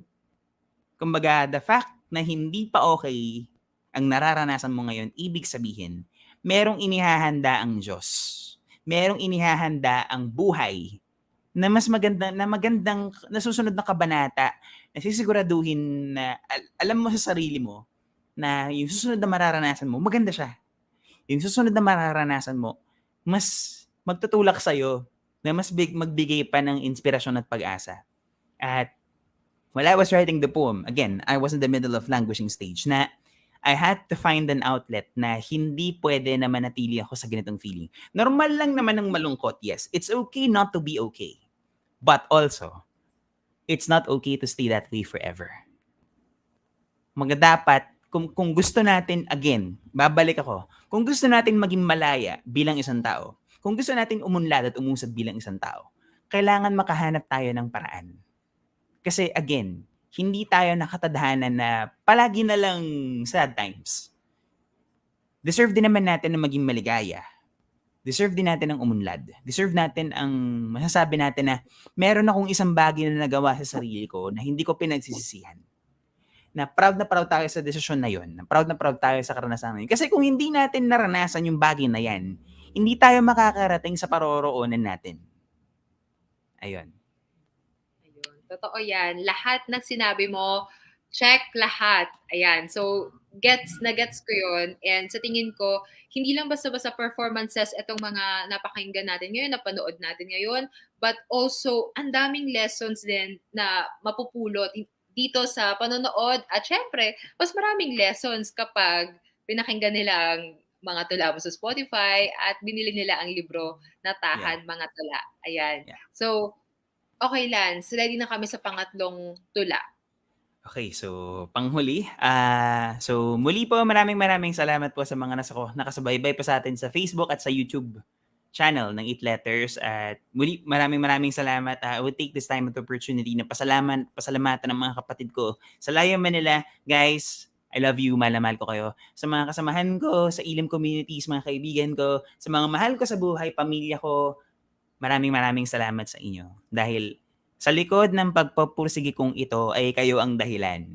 Kayo ang gasolina ko. Kumbaga, para makausad sa buhay at makapagkwento pa, makapaglahad pa ng mga kwento sa ibang tao. At ang huling tula na ibabahagi ko ngayong gabi ay isang tula na halaw sa isa kong kaibigan na pastor friend. No? Meron po akong kaibigan na pastor na ang lagi niyang sinasabi, time is a friend. So, nung naririnig ko sa kanya yung time is a friend, ang ganda siyang gawan ng tula. Pero, bagamat ang konsepto na yun na sa Ingles, sabi ko, gawan ko siya ng isang tula sa Filipino. At ito ang lumabas. Ang pamagat nito ay ang panahon ng isang kaibigan. So, sana magustuhan nyo. Ang panahon ng isang kaibigan. Laging nag-iiwan ng puwang pare kaway pansamantalang manahimik sa gitna ng mga alingaw-ngaw. Parating ipapaalala niya sa iyo ang iyong halaga. Alam niyang ang pagbabago ay hindi agaran sa halip. Sasabihin niya sa iyo na ang buhay ay may kalakip na mga aral na hindi lamang makukuha sa mga silid-aralan. Hindi siya mapapagod na bigyan ka ng mga dahilan upang muling ngumiti. Hindi niya sasabihin sa iyo ang sumuko sa halip. Sasabihin niya sa iyo na muling tumindig at muling buuin ang mga nawasak mong mga bahagi. Hinahayaan ka niya marahil na magkaroon ng mga sugat at pilat, ngunit binibigyan ka rin niya ng pagkakataon na maging ikaw na hindi humihingi ng pagtanggap mula sa iba. Siya ay isang estrangherong handang iunat ang kanyang mga bisig upang tulungan ka kung anong gusto mong maging. Nagpapadala siya ng mga tao sa iyong pintuan upang ipaalala sa iyo na ikaw ay sapat. Ang mga posibilidad ay walang hanggan kung hahayaan mo ang iyong sarili na magpatianod sa pagtanggap ng iyong kabuuan. Marahil mauunahan ka niya sa pagtakbo, ngunit alalahanin ang panahon ng isang kaibigan. Hinahayaan kanyang ipaalala sa iyo na ang iyong mga bakas ay nararapat lamang na masundan. Huwag mong sayangin ang bawat segundo na nakaatang sa iyong mga kamay. Ang panahon ng isang kaibigan, hindi siya isang kaaway na ihahatid kang parati sa pagkabigo. Bagkus, ihahatid ka rin niya sa patuloy mong paglago. Maraming salamat po. Ayan, okay. Napakaganda ng pinakahuling tula na to. So, tama ba? Ito ay tungkol sa isang kaibigan or Yes. Meron ka bang ganitong klaseng kaibigan, Lance? Basically, ang tinatalakay na konsepto ng tula ay basically yung konsepto ng oras. Oh, okay. Yung konsepto ng panahon na time is a friend. Ibig sabihin ng time is a friend na magiging kaibigan mo ang panahon, magiging kaibigan mo ang oras kung hahayaan mo ang iyong sarili na matuto mula sa mga karanasang nararanasan mo. Kung hahayaan mo na maging bukas ka sa mga posibilidad na maaaring mangyari. Magiging kaaway mo ang panahon kung hindi mo siya ginagamit ng mahusay at maayos. Basically, it's about using time productively. It's about using time wisely. Na limitado lang ang ating panahon sa mundong ibabaw. Hindi natin alam kung kailan tayo lilisan. Pero ang gusto kong sabihin ay bawat segundo ay mahalaga. Bawat segundo ay importante. Huwag mong sayangin yan. Na hanggat may pagkakataon ka na makapag-inspire ng ibang tao, hanggat may pagkakataon ka na makapag-unat ng pag-asa, gawin mo na. Kasi hindi mo alam kung kailan babawiin sa'yo ang oras na meron ka. Ayun. Oo, yun. make time your friend, and as make it worthwhile din yung mga ginagawa mo, no? As much as you can. Of course, lagi nilang sinasabi na enjoy your life, pwede namang Yes. yan bukas, chill ka Yeah. lang. Ganon, di ba? But sometimes may mga tao rin na, teka lang, mayroon pa akong mas magagawa pa, mayroon pa akong mas ibubuga pa. So sayang naman yung skills ko, pwede ko pa ito gamitin para matulungan ng iba, pwede ko pa itong gamitin Exactly. para makapag-inspire, ganyan. So yun, napakaganda rin ng ng meaning nitong tula na to. So ayun, so tungkol sa panahon. So Lance, siguro ito, we're nearing the end of the show. Yes. Itong book talk na to, sa totoo lang, gusto ko pang makinig ng mga tula na to. Yeah. Pero siguro pakikinggan ko na lang sa Spotify para unlimited. Ayan. Yeah. I-replay ko ng i-replay. So, Lance, meron ka bang gustong sabihin sa mga audience natin ngayon? Siguro, available pa ba yung iba mong mga libro? Or etong tahan na lang din ang available sa ngayon? Yes, actually, ang Ayat, ang pangalawang libro ko ay available pa. So that means, that's entitled Ayat. Ang Biyahe ay, yes, wala na. So ito siya, wala nang kopya. Pero sisikapin ko na halimbawa, yung naunang 3 libro ay, halimbawa, kung may sakali mang may interesado na magkaroon ng kopya, ay sisikapin natin na magkaroon ng reprint ng 3 aklat, no? Para naman medyo mas marami pang maabot yung mga akda ko at yung kwento ko bilang isang tao. At ang gusto kong sabihin ay, yun, alam natin na sobrang busy ng mundo. Okay. Alam natin na lahat ng bagay fast lane. Lahat ng bagay fast lane, magmula sa fast food, diba? Fast food. Kaya nga fast food eh. Ibig sabihin mabilis. Fast lane, ibig sabihin mabilis. Ibig sabihin na, kumbaga, sa kabila ng mga fast lanes or fast stuff na nangyayari sa buhay natin, magkaroon tayo ng panahon para to slow down, to take a deep breath for a while. Magpahinga. Lalo na ngayong pandemic na parang sinasabi natin na, parang take care of yourself. Yun din ang isa sa pinakapuso ng libro, na alagaan natin yung mga sarili natin. Kasi isa lang yan, na kumbaga, hayaan natin na makapagpahinga tayo panandalian sa mga hustles and bustles ng mundo. Let's take time to just spend time with our family, with our friends, with the Lord, and anyone else na importante sa ating buhay. At yun talaga, let's make each moment count. Wag natin palagpasin yung pagkakataon. Wag natin hayaan na lumipas ang isang araw na wala tayong nagagawa na something na fulfilling at valuable para sa ibang tao. Na matuto tayong tumindig, matuto tayong tumindig at maniwala sa kabutihan. Maniwala tayo at tumindig sa katotohanan. Dahil yun lang naman yung sa isang bagay. Yun lang yung mga bagay na mananatili lang naman hanggang sa huli. At yun, so basta, sa mga manunulat naman na aspiring, tuloy lang sa pagsulat. Ganun lang. Yun din ang sinasabi ng mga professors ko sa UP. Sulat lang. Parang walang formula sa pagsusulat. Walang formula, walang perfect formula talaga. Walang equation na tama. Ibig sabihin na parang lahat tayo ay may laya na sabihin ko anong gusto nating sabihin. At sa puntong ito, sa tahan, ito yung gusto kong sabihin. Na matuto tayong alagaan ng mga sarili natin at matuto tayong i-appreciate at bigyang halaga yung mga nasa paligid natin. Dahil kumbaga, at the end of the day, masasabi mo sa sarili mo na, meron akong isang tao na napaligaya. Meron akong isang tao na na-inspire. At napakasarap sa pakiramdam na may nagawa tayong isang bagay na, syempre sa una, natatakot tayong subukan. Kumbaga sabi, hindi mo malalaman ang isang bagay kung hindi mo susubukan. At yun, kumbaga, huwag tayong matakot na maging bukas. Huwag tayong matakot na sumubok. Huwag tayong matakot na makinig at mapakinggan at the same time. Kasi parte yan ng pag-unlad natin bilang isang tao. So, ayun po. Yun, napakaganda. Ayun, sulat lang, mga ka-8 letters. So, kung Sulat sa tingin lang sa mga mo, 8 letters guys. Again. 8 letters, ayun. So, sulat lang, of course, padayon kung ano man ang gusto mong gawin sa buhay. Maganda yung sinabi mo na maging open din. So, Lance, congratulations. You've reached this far and sa susunod, I mean, mga susunod na mga araw, mahawakan mo rin ang iyong libro na Tahan. So, Yay! tinatakot mo na humahawak na siya ngayon. Pakita ko lang sandali, no? Ganyan siya.